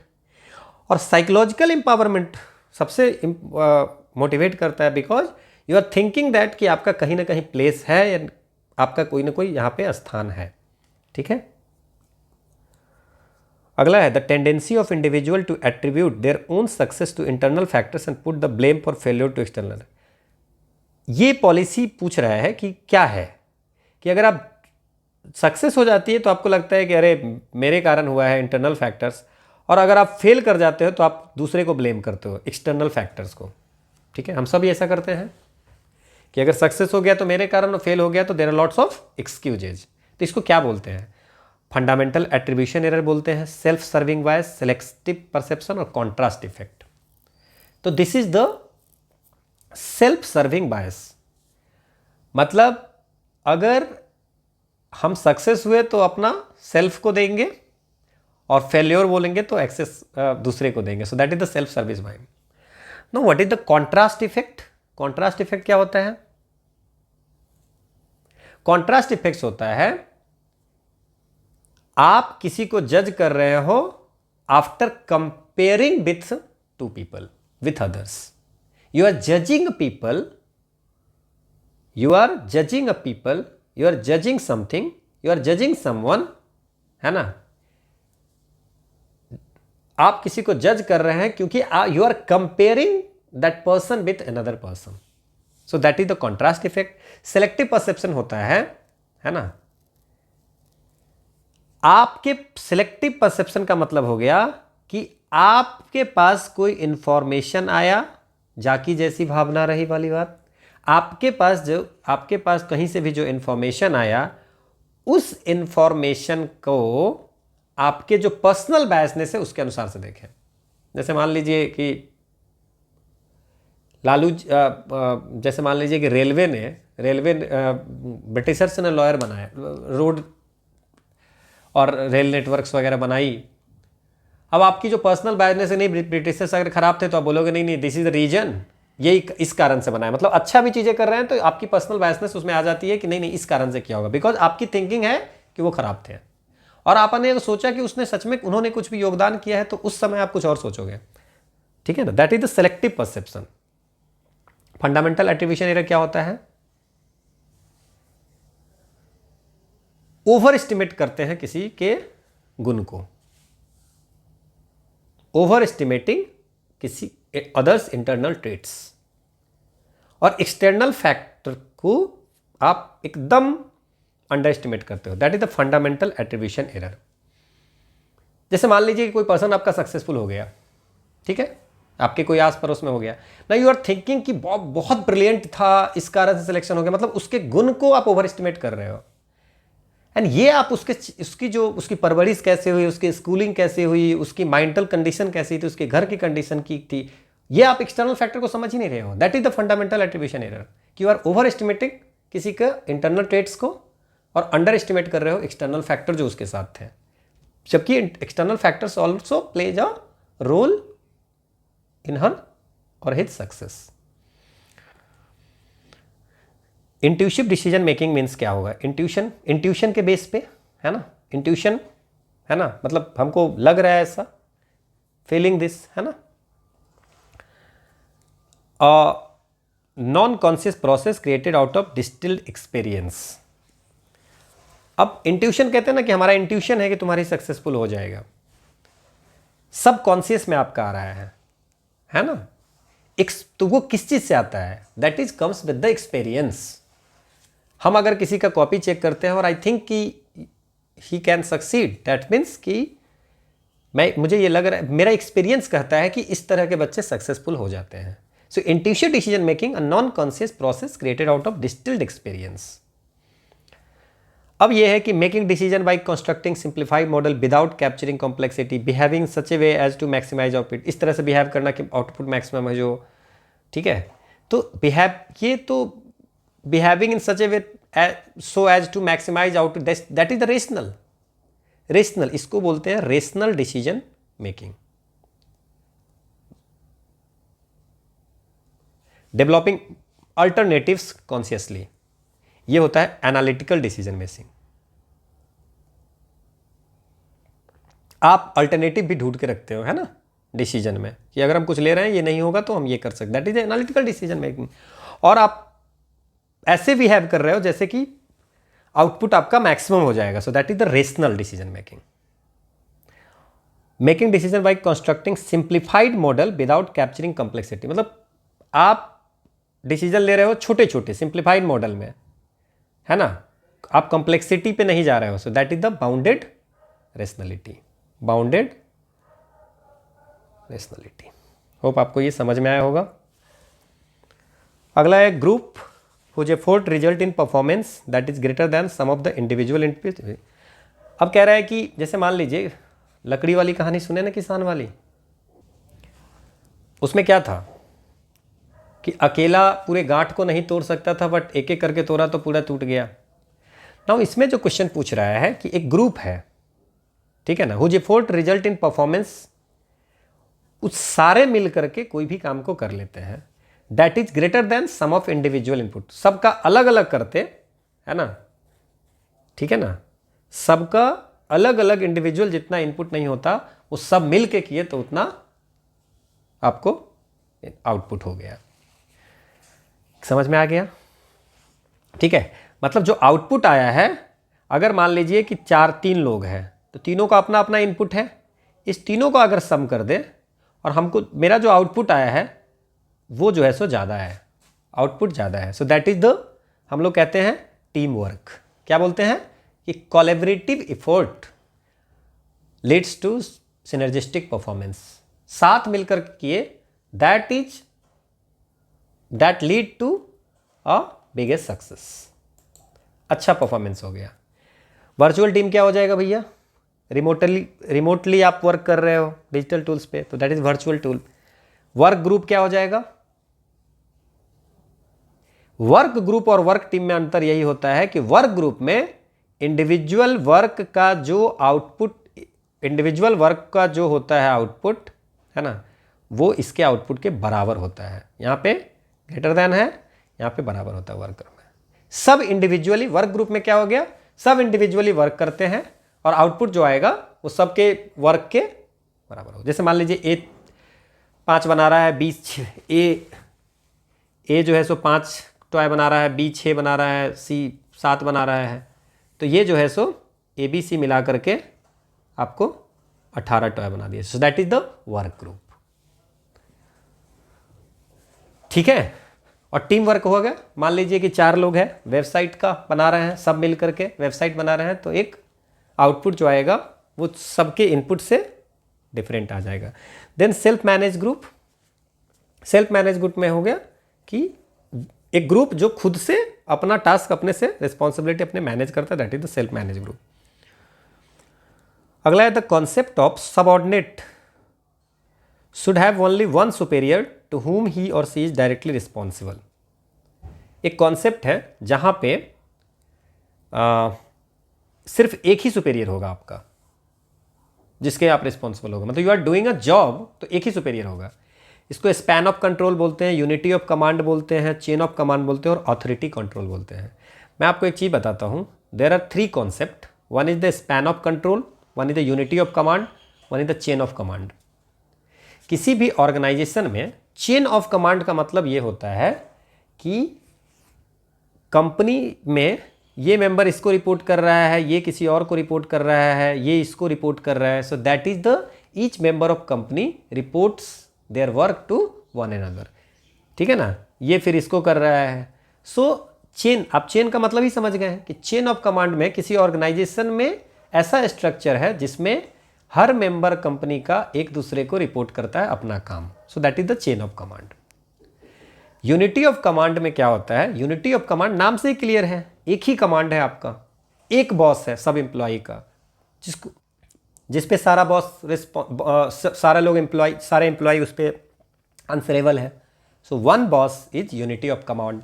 और स्पैन ऑफ कंट्रोल बोलते हैं जहां पे नंबर ऑफ सबऑर्डिनेट्स जो होंगे, number of subordinates controlled by a superior. नहीं समझ में आया, मतलब कि एक सुपीरियर है, there are lots of subordinates. ठीक है, यही है आपको। इसको हम लोग स्पैन ऑफ कंट्रोल को मैनेजमेंट रेशियो भी बोलते हैं। Number of subordinate controlled, directly control. Chain में सब एक दूसरे को, इसमें एक सुपीरियर है और बाकी सबऑर्डिनेट्स हैं। ठीक है ना, और यूनिटी में है कि one superior to whom he or she directly responsible to। A subordinate should have only one superior to whom he or she is directly responsible। ठीक है ना, तो एक सबऑर्डिनेट है, यहाँ पे नंबर ऑफ सबऑर्डिनेट्स ज़्यादा है। ठीक है, सो आंसर यूनिटी। अगला क्वेश्चन है कि which one of the following appraisal method combines the benefit of narrative, critical incident and quantified skills by assigning scale point with a specific example of good और poor performance. Appraisal होती है ना, appraisal होती है कहाँ पे, अगर आप किसी जगह जॉब करते हो तो आपकी अप्रेजल होती है, उसके बारे में बोल रहे हैं कि there are few methods of appraisal, है ना। तो कौन सा अप्रेजल का मेथड है जिसमें आपको स्केल पे देखी जाती है, स्केल पे देखी जाती है ना। ठीक है, गुड और poor, critical incident and quantified scales by assigning scale point with specific example. मतलब सब कुछ का स्केलिंग कर दिया गया हुआ है। ये कौन सा मेथड है? फोर्स डिस्ट्रीब्यूशन है, अल्टरनेशन रैंकिंग है, बिहेवियरली एंकर्ड रेटिंग स्केल और ग्राफिक रेटिंग स्केल। सी, ग्राफिक रेटिंग स्केल जो है वो आपको सिर्फ स्केल पे, तो स्केल मतलब क्या हो गया, 1 से 10 के स्केल पे इसका कितना मार्क्स है, जितने भी गुण है उसको रेट करता है। So that is the graphic rating scale. यहाँ पे बिहेवियर वगैरह की बात नहीं होती है, सो गुण पे। और बिहेवियरल एंकर्ड रेटिंग स्केल है जहाँ पे आपको आपकी क्या बिहेवियर है, आपकी क्या सिचुएशन है वो रैंक की जाती है ना। और ये तो फोर्स डिस्ट्रीब्यूशन क्या होता है कि रेटर जो है तो होता है वो सीधे एम्प्लॉयज़ वगैरह को कर देते हैं, कैटेगरीज में बांट देते हैं। जैसे मान लीजिए 60 से 70% किया वो उस कैटेगरी में, 70 से 80 उस, ये अलग कैटेगरी 80 से 90 इसमें हो गया, है ना। ठीक है ना। और अल्टरनेशन रैंकिंग में होता है वो आपको best performer and worst performer, ये आपको रैंकिंग की जाती है। सो इसमें आपको अगर बात करें, है ना, सो गुड और पुअर परफॉर्मेंस वगैरह, so behaviourally anchor rating scales would be the answer. अगला एक, which one of the following demographic characteristic reflects surface level diversity. Now surface level diversity, है ना, दो तरह की डाइवर्सिटी है, one is the deep level और one is the surface level. जो ज़मीन पे दिखता है ना, वो क्या होगा, सरफेस लेवल डाइवर्सिटी क्या हो सकती है ना। So difference in value, differences in value, है ना, सो पर्सनालिटी, है ना, that is the internal psychological trait, आपका इंटरनल साइकोलॉजिकल गुण है personality, so that is the deep level. Work preferences, ये इंडिविजुअल चॉइस पे डिपेंड करता है ना। Differences in value, that is value जो है सो आपकी इंटरनल बिलीफ है, ठीक है। So that is the surface level diversity is the ethnicity, ठीक है। तो एथनिसिटी आपको दिख जाता है, ये कहाँ के हैं कहाँ के हैं, so that is surface level diversity, वो आपको दिखता है। पर्सनालिटी आपको इतनी जल्दी नहीं दिखती है, वैल्यूज आपको इतनी जल्दी नहीं दिखती है, वर्क प्रेफरेंस सबकी अपनी चॉइस होते हैं। तो what you saw demographic, so that is the ethnicity. कौन सी डेमोग्राफिक कैरेक्टरिस्टिक है, सो वैल्यू, तो ये आपको एथनिसिटी हो जाएगा। स्मार्ट निमोनिक है, निमोमिक है, क्राइटेरिया यूज होता है किस चीज में, स्मार्ट जो होता है to set effective performance goals, smart. S से होता है स्पेसिफिक, एम से होता है मेजरेबल, ए से अचीवेबल, आर से रिलेवेंट, टी से टाइम बाउंड। पहले बता देता हूँ, एचआर की क्वेश्चन है, ये इन्फोर्समेंट ऑफिसर, अकाउंट ऑफिसर में नहीं पूछी जाती है, ठीक है। तो यहाँ तक एचआर की क्वेश्चन है, क्लियर, हाँ, बता दिया ना मैंने इसका आंसर, ठीक है। अगला है कि आउट प्लेसमेंट क्या है। So out placement is any service that assist a departing employee with obtaining a new job और transitioning to a new career. मतलब आपको हटाया गया है तो आपको कोई दूसरा जॉब दे दिया गया, helping redundant employ to find a new job, that is the out placement. अगला है the principle of natural justice has, कहाँ से आया है। सो principle of natural justice religious doctrine से आया है। यूके में ये आपको प्रिंसिपल ऑफ नेचुरल जस्टिस आई थी। तो प्रिंसिपल ऑफ नेचुरल जस्टिस का मतलब होता है कि आपको कि कोई भी पर्सन जो होगा उसको सुन करके, उसमें 3 प्रिंसिपल आती है, प्रिंसिपल नेचुरल जस्टिस की आती है। उसमें आपको क्या है कि तीन प्रिंसिपल आती है। वन इज़ द, ये आप याद रखेंगे, कभी पूछा जा सकता है, नेमो जोडेक्स इन कौशा शुआ, एक ये आती है, पहले तो 2 ही थी, है ना, वो एक होता है ऑडी अल्टरम पार्टेम, और तीसरा एक डिसीजन की आती है, रीजन डिसीजन, है ना। सो ये 3 मेनली ये दोनों हैं, और तीसरा जो है सो रीजन डिसीजन। अब मतलब क्या हो जाता है, नेमो जोडेक्स इन कौसाना है कि कोई भी पर्सन, ठीक है, कोई भी पर्सन, नो वन इज जज इन हिज ओन केस, अपने केस में खुद का जजमेंट, खुद आप अपना फैसला, आप गलती की हो, आपका फैसला खुद नहीं कर सकते हो, ठीक है। ऑडी अल्टरम पार्टम का मतलब होता है कि आपको दूसरे साइड को भी सुनना है, let the other side be heard as well, ठीक है ना। तो बिना सुने हुए किसी को सजा नहीं देना है। और तीसरा है कि जो आपको डिसीजन देना है, किस रीजन पे दिए हैं, क्यों दिए हैं, वो भी आपको लिखना है। So these 3 principles are for principle of natural justice, ठीक है ना। नेचुरल जस्टिस का मतलब है कि कभी भी हम जो कोई भी फैसला लेते हैं तो उसमें डिसीजन लेते समय में हमने इन 3 पॉइंट का ध्यान रखना है कि कोई अपना जज ना हो, किसी का बिना सुने फैसला ना हो, और डिसीजन जो हो वो रीजन डिसीजन हो। सो that is the common law in UK में, आपको ये डेवलप हुई थी, ठीक है ना, कॉमन लॉ से ये आया है। If an aggrieved employee is not satisfied with the proceeding of inquiry, अगर मान लीजिए कि कोई एम्प्लॉई है ना, वो अगर कोई इंक्वायरी हो रही है उसमें आप उससे सेटिस्फाई नहीं है, एडमिनिस्ट्रेटिव कुछ डिसिप्लिनरी कोई इंक्वायरी हो रही है उसमें वो नहीं है, तो क्या कर सकता है, एक्स पार्टी इंक्वायरी कर सकता है, या दी नेबो लीगल इंक्वायरी या domestic inquiry, so they can ask for a de novo inquiry. Now what is the de novo inquiry?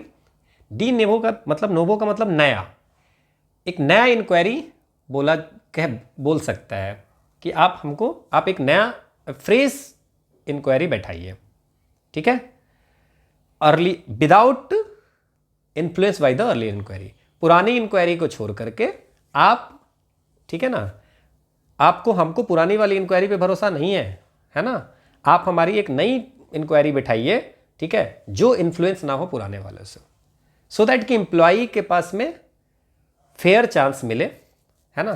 तो नया de novo, not satisfied with the proceeding of the inquiry, तो de novo inquiry के लिए आप employer को या authority को बोल सकते हो. अब एक्स पार्टी इंक्वायरी क्या होता है? ठीक है, एक्स पार्टी होता है कि जैसे मान लीजिए दो लोगों में लड़ाई हुआ, एक सेकंड के लिए बात करते हैं, ठीक है ना. अब पहला पर्सन ये रिक्वेस्ट करता है कि हमारी जो है सो इंक्वायरी कीजिए इसके against, without informing the second one, ठीक है, क्लियर, समझ में आ गया. इस टाइप का वैसे अनफेयर होता है, बट एक्स पार्टी इंक्वायरी इसको बोलते हैं. तो उस तरह की जो प्रोसीडिंग होती है, इंक्वायरी होती है, जैसे इसको बताना नहीं है, उस पर आपको इंक्वायरी करनी है. In case of disciplinary action, the principle of natural justice have given rise to which one of the following procedural safeguard?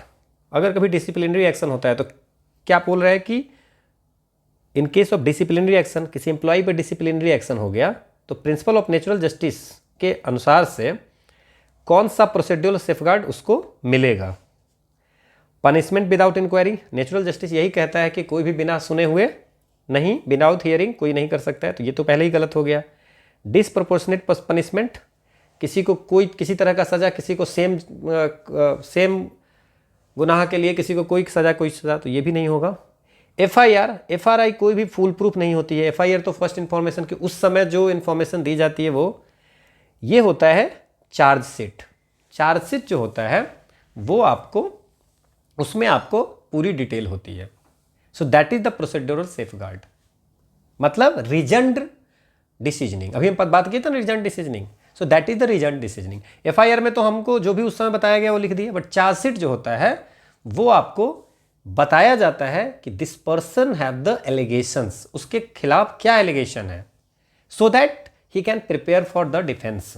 तो ये चार्जशीट अगर प्रोवाइड करते हैं, सो दैट इज द, वो आपको हम बता दिए कि आपने ये किया है, तो उसके अगेंस्ट आप जो है सो क्या कहते हैं उसको, डिफेंस तैयार कर सकते हो. सो चार्जशीट जो होगा वो उनको जरूरी है.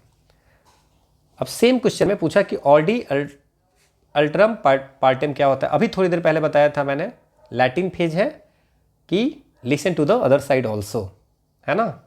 तो ये डिसिप्लिनरी एक्शन में है, कोई भी एक्शन है तो उसमें आपको ये करना है कि फेयर हियरिंग. अगला है कि ट्रेड यूनियन एक्ट 1926 के अनुसार से कितना maximum time period for which the member of executive and other office bearer of A trade union शिल बी इलेक्टेड, कितने साल पे इलेक्शन होनी चाहिए. सेक्शन 6H में जाइएगा तो मैक्सिमम 3 साल पे जो मेंबर इसके ऑफिस बेयरर का जो ट्रेड यूनियन का है उसका इलेक्शन होना चाहिए. मतलब कि 3 साल से ज़्यादा के लिए इलेक्शन नहीं हो सकती है. सो मैक्सिमम 3 साल के लिए ट्रेड यूनियन की जो इलेक्शन होती है उसमें जो ऑफिस बेयरर होते हैं वो 3 साल के लिए होते हैं. अगला है कि ट्रेड यूनियन एक्ट 1926 के according what is the minimum amount of subscription that can be fixed for the members of trade union for rural worker. अब सबके लिए फीस रखी गई है ना. अगर सेक्शन 6EE में जाइएगा तो वहाँ पे फ़ी के बात किया गया है कि अगर ट्रेड यूनियन में आपको सब्सक्रिप्शन फ़ी देनी पड़ती है, ठीक है. तो अगर रूरल वर्कर के लिए बात करें, तो 1 रुपीज़ पर एनम, ठीक है. अगर फिर हम बात करें कि अनऑर्गेनाइज वर्कर के लिए बात करें तो 3 रुपीज़ पर एनम, एक साल में 3 रुपया, और 12 रुपया per annum for the other case. मतलब अगर रूरल वर्कर होगा तो एक साल में 1 रुपया देना है फ़ी, अगर और अनऑर्गेनाइज वर्कर होगा तो एक साल में 3 रुपया फीस देना है, और 12 रुपया, और बाकी कोई भी केस होगा तो उसको 12 रुपया देना है, ठीक है. सो रूरल वर्कर के लिए पूछ रहा है तो 1 rupee per annum, that is written in the trade union act. फिर से ट्रेड यूनियन एक्ट का क्वेश्चन है. ट्रेड यूनियन एक्ट के अंदर what is the minimum age a person should have attained to became a member of, अगर कोई registered trade union का member बनना है तो कितना साल होना चाहिए। हमारे ट्रेड यूनियन एक्ट के सेक्शन 21 में लिखा हुआ है कि any person who has attend the age of 15 years may be a member of registered trade union. तो 15 साल, और बाकी अगर कोई ट्रेड यूनियन अलग रूल बनाता है तो अलग बात है, नहीं तो 15 साल से कोई भी पर्सन अगर 15 साल के हो गए हैं तो वो आपको ट्रेड यूनियन में मेंबर बन सकते हैं। फिर से पूछा है कि ट्रेड यूनियन एक्ट 1926 के तहत what is the minimum number of member engage in the establishment as workman required for registration of a tradesman. Registration के लिए कितने नंबर की जरूरत है। अब मेरी बात समझिए, सेक्शन 4 में यहाँ पे बहुत सारी कन्फ्यूजन है तो आपको याद रखना है। सेक्शन 4 में हमारा कहता है कि 7 या उससे अधिक मेंबर कभी भी जा करके एप्लीकेशन दे सकते हैं रजिस्ट्रार को कि हमको ट्रेड यूनियन को रजिस्टर कराना है। लेकिन तो एप्लीकेशन दे सकते हैं, लेकिन इसमें एक ये है कि जिस दिन आप रजिस्ट्रेशन कराने जा रहे हैं उस दिन कम से कम 10% या 100 लोग, ठीक है ना, 10% या 100 लोग, विच एवर इज लेस, आपको उस एस्टेब्लिशमेंट में वर्क कर रहे हो और वो ट्रेड यूनियन का मेंबर बन हो। समझ में आया? तभी आप रजिस्ट्रेशन के लिए जा सकते हैं। मान लीजिए कि आप सोचिए 800 टोटल मेंबर है, 800 मेंबर है किसी कंपनी ए में और बी कंपनी में 1100 मेंबर है, ठीक है। तो अगर इसको करना है, इसको रजिस्ट्रेशन कराना है, तो पहले तो जो ट्रेड यूनियन बनेगा, एक्स ट्रेड यूनियन, उसमें कम से कम 10% 80 मेंबर तो होने चाहिए, एटलीस्ट 80 मेंबर्स होने चाहिए, ठीक है। 80 मेंबर्स होंगे, अगर 80 मेंबर्स हो गए तो ये जा सकता है। तो इसमें से 7 या 7 से अधिक लोग जा करके एप्लीकेशन दे सकते हैं।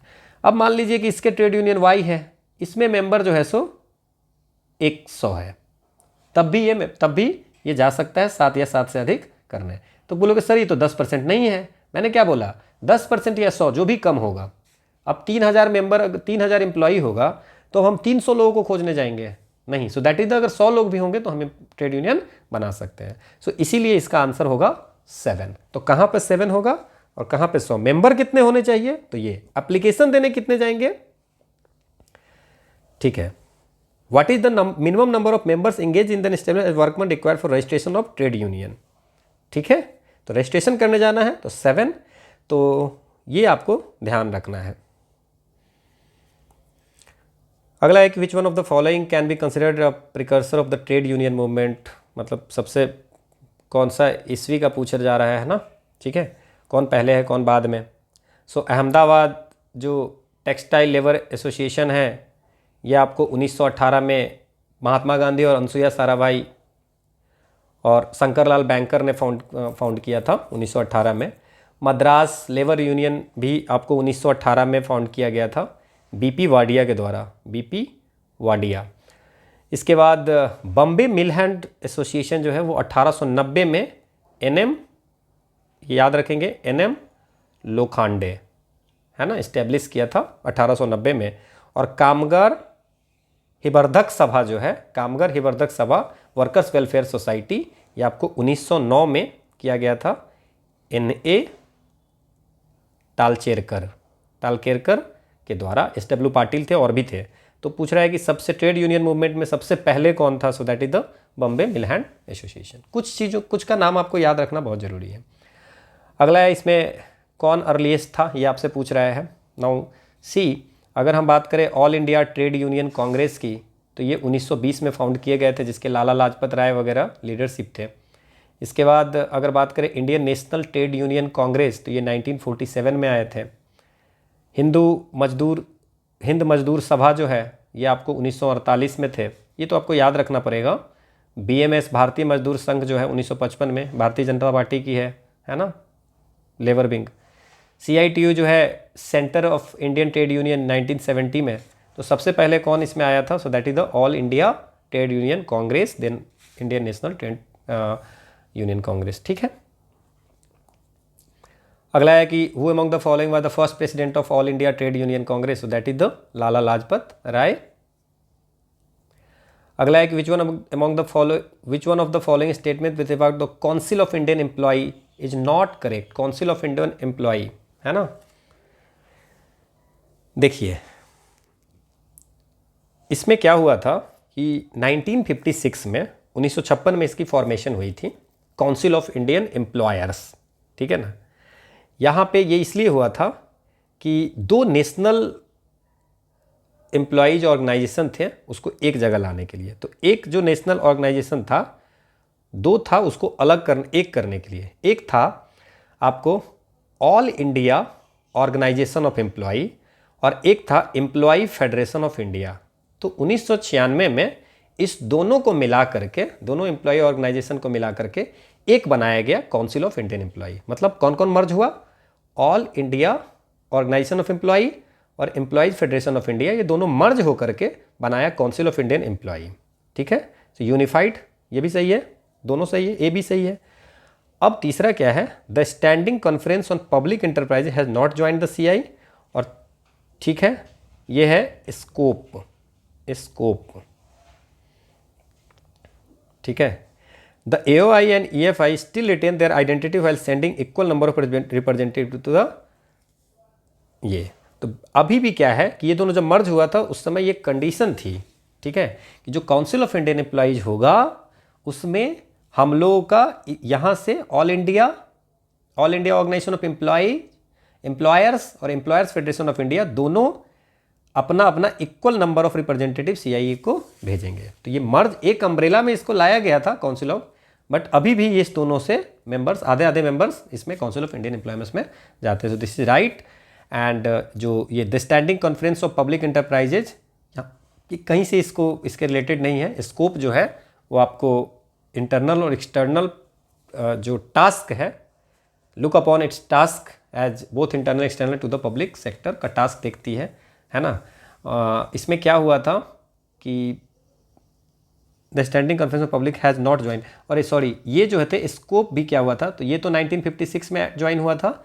स्कोप जो है वो आपको पब्लिक सेक्टर का इंटरनल एक्सटर्नल टास्क देखता था, वो क्या किया, वो भी CIA को ज्वाइन कर लिया, बट इन 1973 में ये आपको ज्वाइन कर लिया। So in the year 1973 the SCOPE join the council of India. पहले ये भी अलग था, standing conference on public enterprises, ये आपको जो भी पब्लिक सेक्टर के इंटरप्राइजेज होते थे उसके इंटरनल एक्सटर्नल थिंग को देखते थे। So C should be answer because not यहाँ पे लिखा हुआ है। अगला है कि under the provision of industrial dispute act 1947 the average pay of a monthly paid workman means क्या होगा? तो अगर हम सेक्शन 2AA में जाएंगे इंडस्ट्रियल डिस्प्यूट एक्ट 1947 में, तो एवरेज पे जो का मतलब होता है कि अगर मंथली होगा, ठीक है, तो मंथली पेड वर्कमैन होगा, तो एवरेज पे का मतलब होता है 3 महीने का, ठीक है, 3 कैलेंडर मंथ का एवरेज। अगर वीकली पे होगा तो 4 कंप्लीट वीक का एवरेज होगा, और अगर डेली पेड होगा तो उसमें आपको 12 फुल वर्किंग डे का होगा। रट जाना है, अगर मंथली है तो एवरेज पे 3 मंथ का एवरेज होगा, वीकली है तो 4 वीक का होगा, और डेली है तो 12 दिन का होगा। इतना रट्टा मार सकते हैं।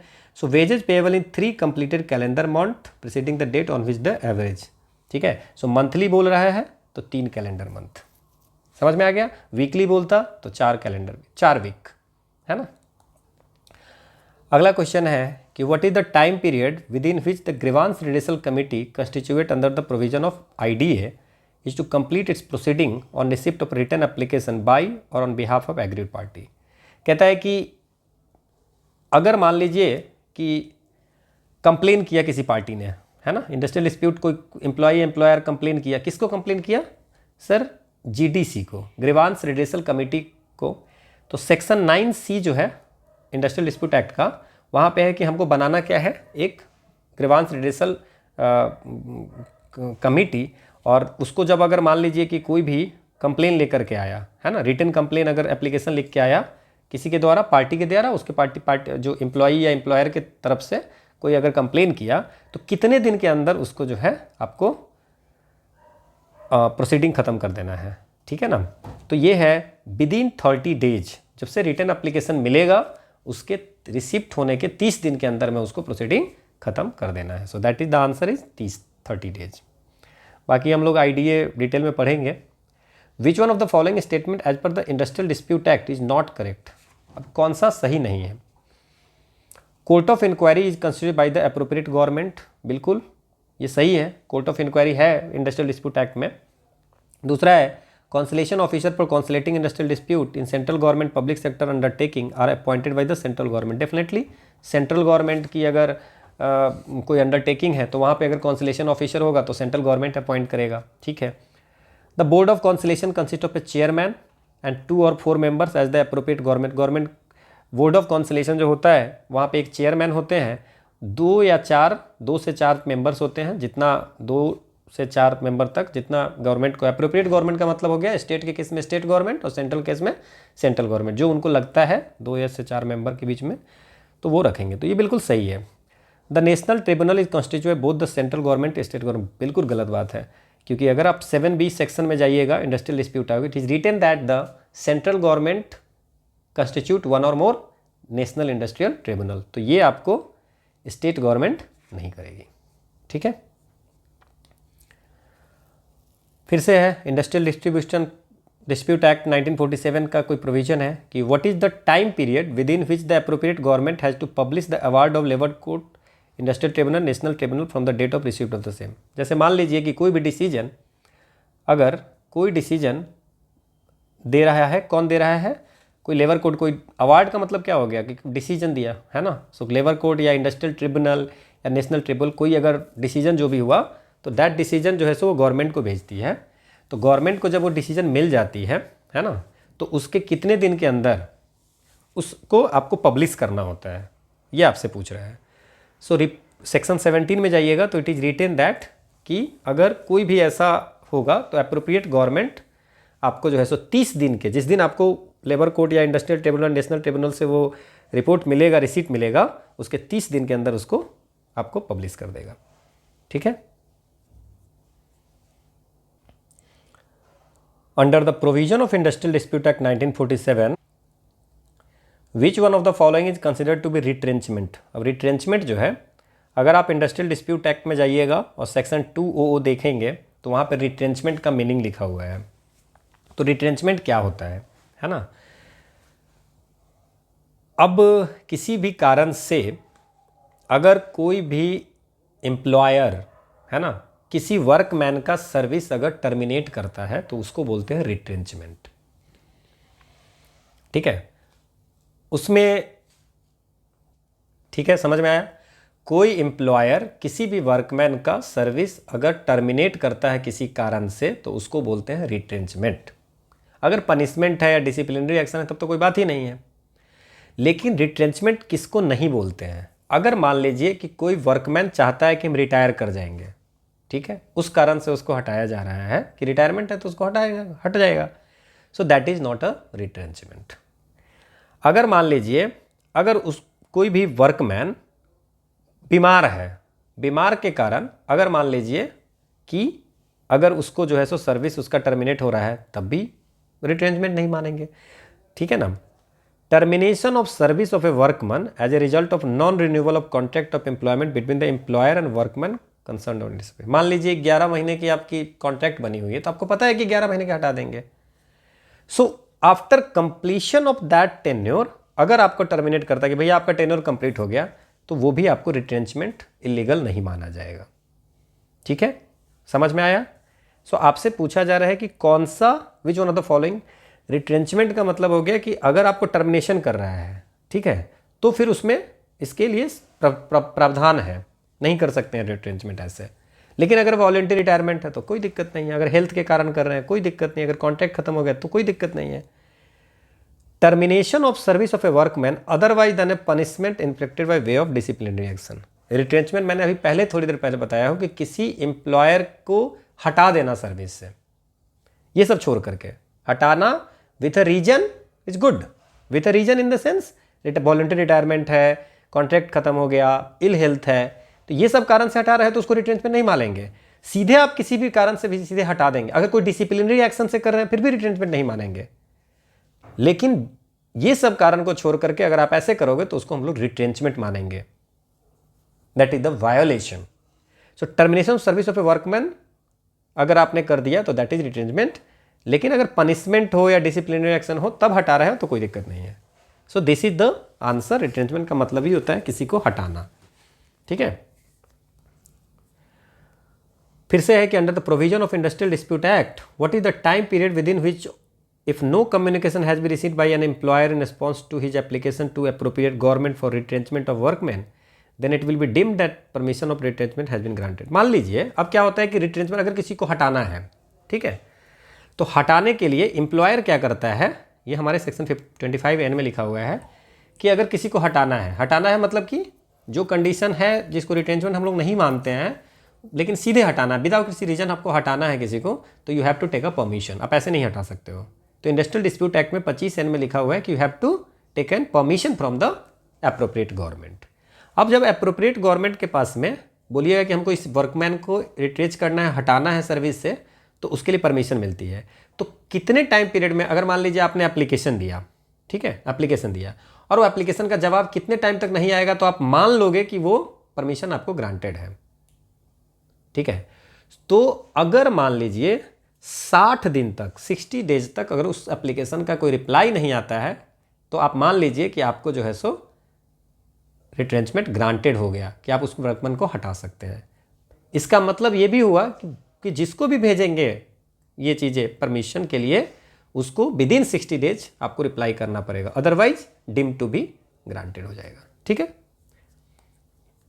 अगला है कि प्रोटेक्टिव वर्कमैन कहाँ पे डिफाइंड है। अगर इंडस्ट्रियल डिस्प्यूट एक्ट 1947 में जाइएगा तो वहाँ पे सेक्शन 33 है।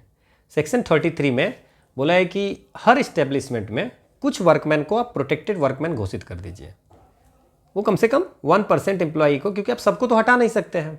तो जितने भी वर्कमैन हैं, है ना, उसके 1% और मिनिमम 5 को तो आप प्रोटेक्टेड वर्कमैन में घोषित कर दीजिए, और मैक्सिमम जो है सो 100, मिनिमम 5 मैक्सिमम 100, है ना। ठीक है, तो उसको आपको प्रोटेक्टेड वर्कमैन घोषित करना है, जिसको आप जल्दी आसानी से हटा नहीं सकते हो। सो that is in the industrial dispute act 1947। अब फिर से कह रहा है कि इंडस्ट्रियल डिस्प्यूट एक्ट के अनुसार से स्ट्राइक इज लीगल। कौन सा स्ट्राइक लीगल होगा, स्ट्राइक कौन सा लीगल होगा। So there is a 2 type of strike, one is the legal, one is the illegal. Strike अगर आप इंफॉर्मेशन दे रहे हो तो that is the legal. Section 24 में इलीगल स्ट्राइक के बारे में लिखा हुआ है इंडस्ट्रियल डिस्प्यूट एक्ट में। ठीक है, तो a lockout, a strike declared in consequence of illegal lockout. ठीक है, तो that is the legal. Now आपको समझना पड़ेगा कि लॉकआउट का मतलब क्या हुआ। So what is the lockout and what is the strike. So strike legal कब होगा, जैसे मान लीजिए लीगल स्ट्राइक होगा मतलब कि you are giving the permission. ठीक है, तो आप गवर्नमेंट को बताए, एम्प्लॉय को बताए, जो पर्टिकुलर डेज है उससे पहले आपने बता दिया कि I am going to strike पे हम जा रहे हैं, तो आपको जो है सो एक चीज़ और है कि अगर लॉकआउट जो है, लॉकआउट किया मतलब कंपनी में काम बंद कर दिया किसी भी, है ना, कुछ दिन के लिए कोई भी कंस्ट्रक्शन बंद कर दिया, that is illegal without informing. अगर तो लॉकआउट जो होता है वो एम्प्लॉयर के तरफ से होता है, और स्ट्राइक जो होता है वो एम्प्लॉई, मतलब एम्प्लॉई अगर काम बंद करे तो दैट इज द स्ट्राइक, और एम्प्लॉयर अगर काम बंद कर दे तो दैट इज द लॉकआउट। तो अगर ये भी इंफॉर्मेशन देके करता है तो लीगल हो जाता है, और विदाउट अगर इंफॉर्मेशन से करता है तो ये हो जाता है इलीगल। तो बिना इंफॉर्मेशन से कर रहा है दैट मीन्स इलीगल कर रहा है अगर एम्प्लॉयर, और उसके अगेंस्ट अगर स्ट्राइक कर रहा है तो वो स्ट्राइक लीगल हो गया। समझ में आया।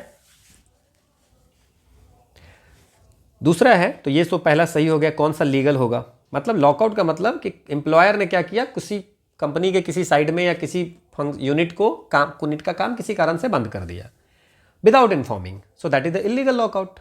और जब इलीगल लॉकआउट हो गया तो उसके अगेंस्ट जो है सो आपको स्ट्राइक कर सकता है, विच इज़ लीगल। ठीक है, बाकी सब जो है सो लीगल नहीं है, बाकी सब इलीगल है ना।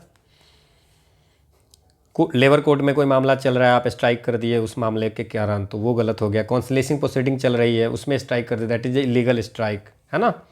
ठीक है, अवार्ड की सेटलमेंट है तो उसमें आप फैसला हो गया है, उसके बाद स्ट्राइक कर दिए उस पर। तो ये सब जो हम लोग बाद में देखेंगे इसको डिटेल में जब आईडीए पढ़ेंगे तो, बट आपको मैंने अभी के लिए इतना समझा दिया है। अगला है कि पेमेंट ऑफ वेजेज एक्ट 1936 में, ठीक है, मंथली वेजेज कितना नहीं होना चाहिए एज पर the payment of wages act. तो ये समय समय बढ़ता रहता है। 2017 में इसकी लिमिट बढ़ा के 24,000 कर दी गई थी। ये आपको क्वेश्चन जो है 2015 का है, तो एट दैट टाइम 2012 में 18,000 किया गया था। 2017 में आपको applicability of payment of wages कर दिया गया था अप टू 24,000 रुपये तक की अगर है तो उसमें पेमेंट ऑफ वेजेज एप्लीकेबल होगा। ठीक है, ये बढ़ता रहता है, अभी 24,000 है। Under the provision of payment of wages act 1936, the total number of fine that may be imposed in any one wages period on an employed person shall not exceed। कहता है कि फाइन देना है किसी भी चीज़ के कारण, there are lots of reason जिसके कारण फाइन देना है, वो will see the details in the लेवल लॉज क्लासेज। तो कितना % हो सकता है वेजेज के, तो फाइन जो होगा वो कभी भी 3% ऑफ वेजेज से एक्सीड नहीं करेगा। सो 3% ऑफ वेजेज से ज़्यादा फाइन आप नहीं कर सकते हो। किसी एम्प्लॉई को अगर फाइन करना है, एम्प्लॉयर को किसी कारण से भी, तो 3% से ज़्यादा वेज से नहीं काट सकते। 3% करके आप हर महीने काटिए, that is another thing, but 3% से ज़्यादा नहीं काट सकते। ठीक है, 3% ऑफ द वेजेज। अगला है कि पेमेंट ऑफ वेजेज एक्ट के अनुसार से no fine shall be imposed on any employed person who is under the, कितना सेक्शन 8 में फाइन लिखा हुआ है, ठीक है ना, वहाँ पे लिखा हुआ है कि अगर कोई भी पर्सन 15 साल से कम होगा तो उसका फाइन नहीं काटना है।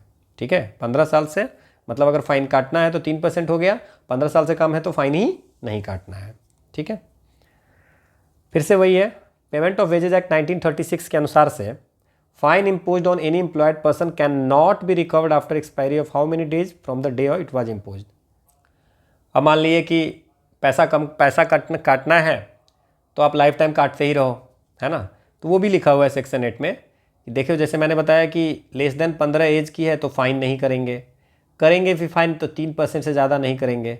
अब ये आता है कि कितने दिन तक काट सकते हैं वो 3%, है ना। तो जिस दिन फाइन इम्पोज हुआ कि भैया ये फैसला हो गया कि इसको फाइन लगाना है, ठीक है, तो उसको इंस्टॉलमेंट में पैसा देना है, क्योंकि 3% काटना है। और 90 दिन के बाद, आफ्टर 90 डेज, जिस दिन इम्पोज हुआ उसके 90 डेज के बाद उससे नहीं लेना है। वैसा नहीं कि ज़िंदगी भर उसमें से फ़ाइन काटते रहो। सो 90 डेज के बाद कोई फ़ाइन नहीं लेना है। Till 90 days you can take a fine.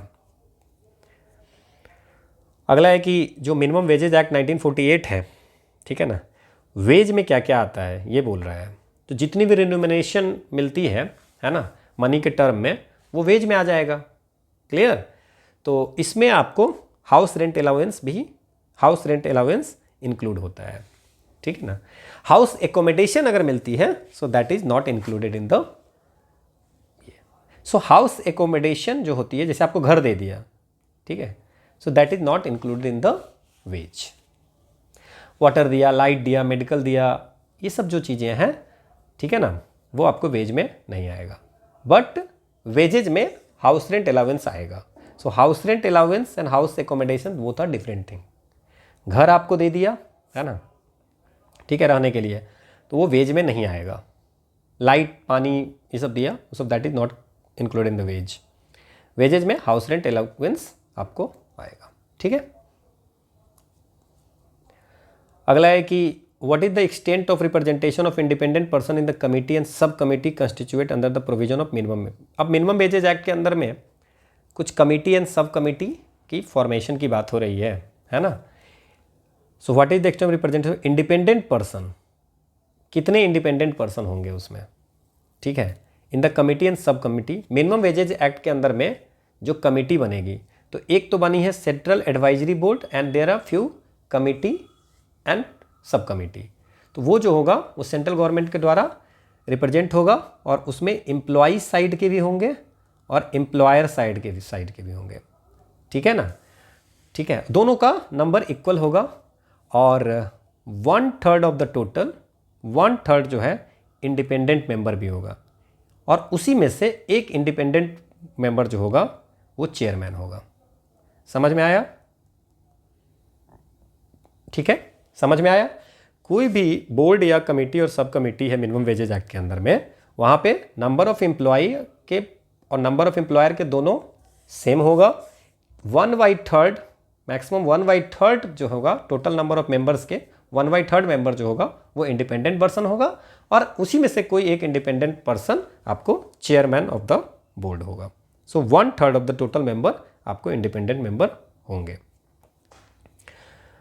अगला है कि मिनिमम वेजेज एक्ट के अंतर्गत कौन सी बॉडीज है जो अपॉइंट किए जाएंगे अप्रोप्रिएट गवर्नमेंट पे के द्वारा, किस चीज़ के लिए, coordinating the work of the committee and sub committee and for advising the appropriate government in matter of fixing and revise minimum wage को फिक्स करने और रिवाइज करने के लिए कौन ऐसी एडवाइजिंग बॉडी होगी। सो दैट इज द, मैंने अभी बात की थी यहाँ पे कि सेंट्रल एडवाइजरी बोर्ड होगा, ठीक है ना। सो सेंट्रल एडवाइजरी बोर्ड होगा जो एडवाइज करेगा, ठीक है ना। सो इसमें कमेटी सब कमेटी का जो वर्क होगा वो भी वो देखेगा, और ये आपको रेट भी फिक्स करेगा, है ना, जो आपको वेज की रेट है। फिर से है कि मिनिमम वेजेज एक्ट के प्रोविजन के अंतर्गत who among the following can not be appointed the authority by the appropriate government to hear and decide any claims arising out of payment of less wages than minimum rate of wage। मान लीजिए कहीं पे ऐसा आपको सुनने को मिलता है कि वेज जो हम लोगों ने मिनिमम रेट किया है उससे कम पैसा दिया जा रहा है। सो ऑन दैट केस में उस मैटर को कौन सुनेगा, ठीक है, तो कौन सुनेगा, हाँ, so labour commissioner of state government, regional labour commissioner, या कमिश्नर ऑफ वर्कमैन्स कंपनसेशन, या असिस्टेंट लेबर कमिश्नर सुनेगा। अब इसमें क्या किया है कि इसमें गवर्नमेंट ने कहा, इस एक्ट में मिनिमम वेजेज एक्ट में लिखा हुआ है कि अप्रोप्रिएट गवर्नमेंट आप किसी भी कमिश्नर फॉर वर्कमैन्स कमिश्नर को, वर्कमैन्स कंपनसेशन को, या लेबर कमिश्नर किसी रीजन का होगा, रीजनल लेबर कमिश्नर को, है ना, किसी भी रीजन का लेबर कमिश्नर होगा, या आपको अगर मान लीजिए कोई भी स्टेट गवर्नमेंट का ऑफिसर जो लेबर कमिश्नर के रैंक से not below the labour commissioner के रैंक के होगा उसको, ठीक है, इन सब में से किसी को, that is the regional level commissioner और labour commissioner of the state government, ठीक है ना, जिसको एक्सपीरियंस होगा जज ऑफ द सिविल कोर्ट, या कोई भी ऐसा ऑफिसर जिसको जज ऑफ द सिविल कोर्ट का एक्सपीरियंस होगा, वो उसको जो है सो उस पर्टिकुलर एरिया में अगर मिनिमम रेट ऑफ वेजेस से पेमेंट कम कर रहा है तो उसके लिए कंप्लेन कर सकता है। तो इसमें कौन नहीं है, तो इस तीनों में से किसी को भी बनाया जा सकता है, not for the even जजेज of the civil court, जजेज of the civil court का जिसको एक्सपीरियंस होगा उसको भी बनाया जा सकता है। असिस्टेंट लेबर कमिश्नर जो होता है उसको नहीं, आपको इसका अधिकार मिला है कि आप ये डिसाइड करोगे कि अगर कि वेज कम मिलेगा तो उसके लिए, ठीक है। अब है कि कॉन्ट्रैक्ट लेबर एक्ट 1970 है, उसमें बोला जा रहा है कि सेंट्रल एडवाइजरी बोर्ड बनती है, उसमें कितने मेंबर हो सकते हैं, हाउ मेनी मेंबर्स में be nominated by the central government, कितने मेंबर्स नॉमिनेट होंगे सेंट्रल गवर्नमेंट के द्वारा।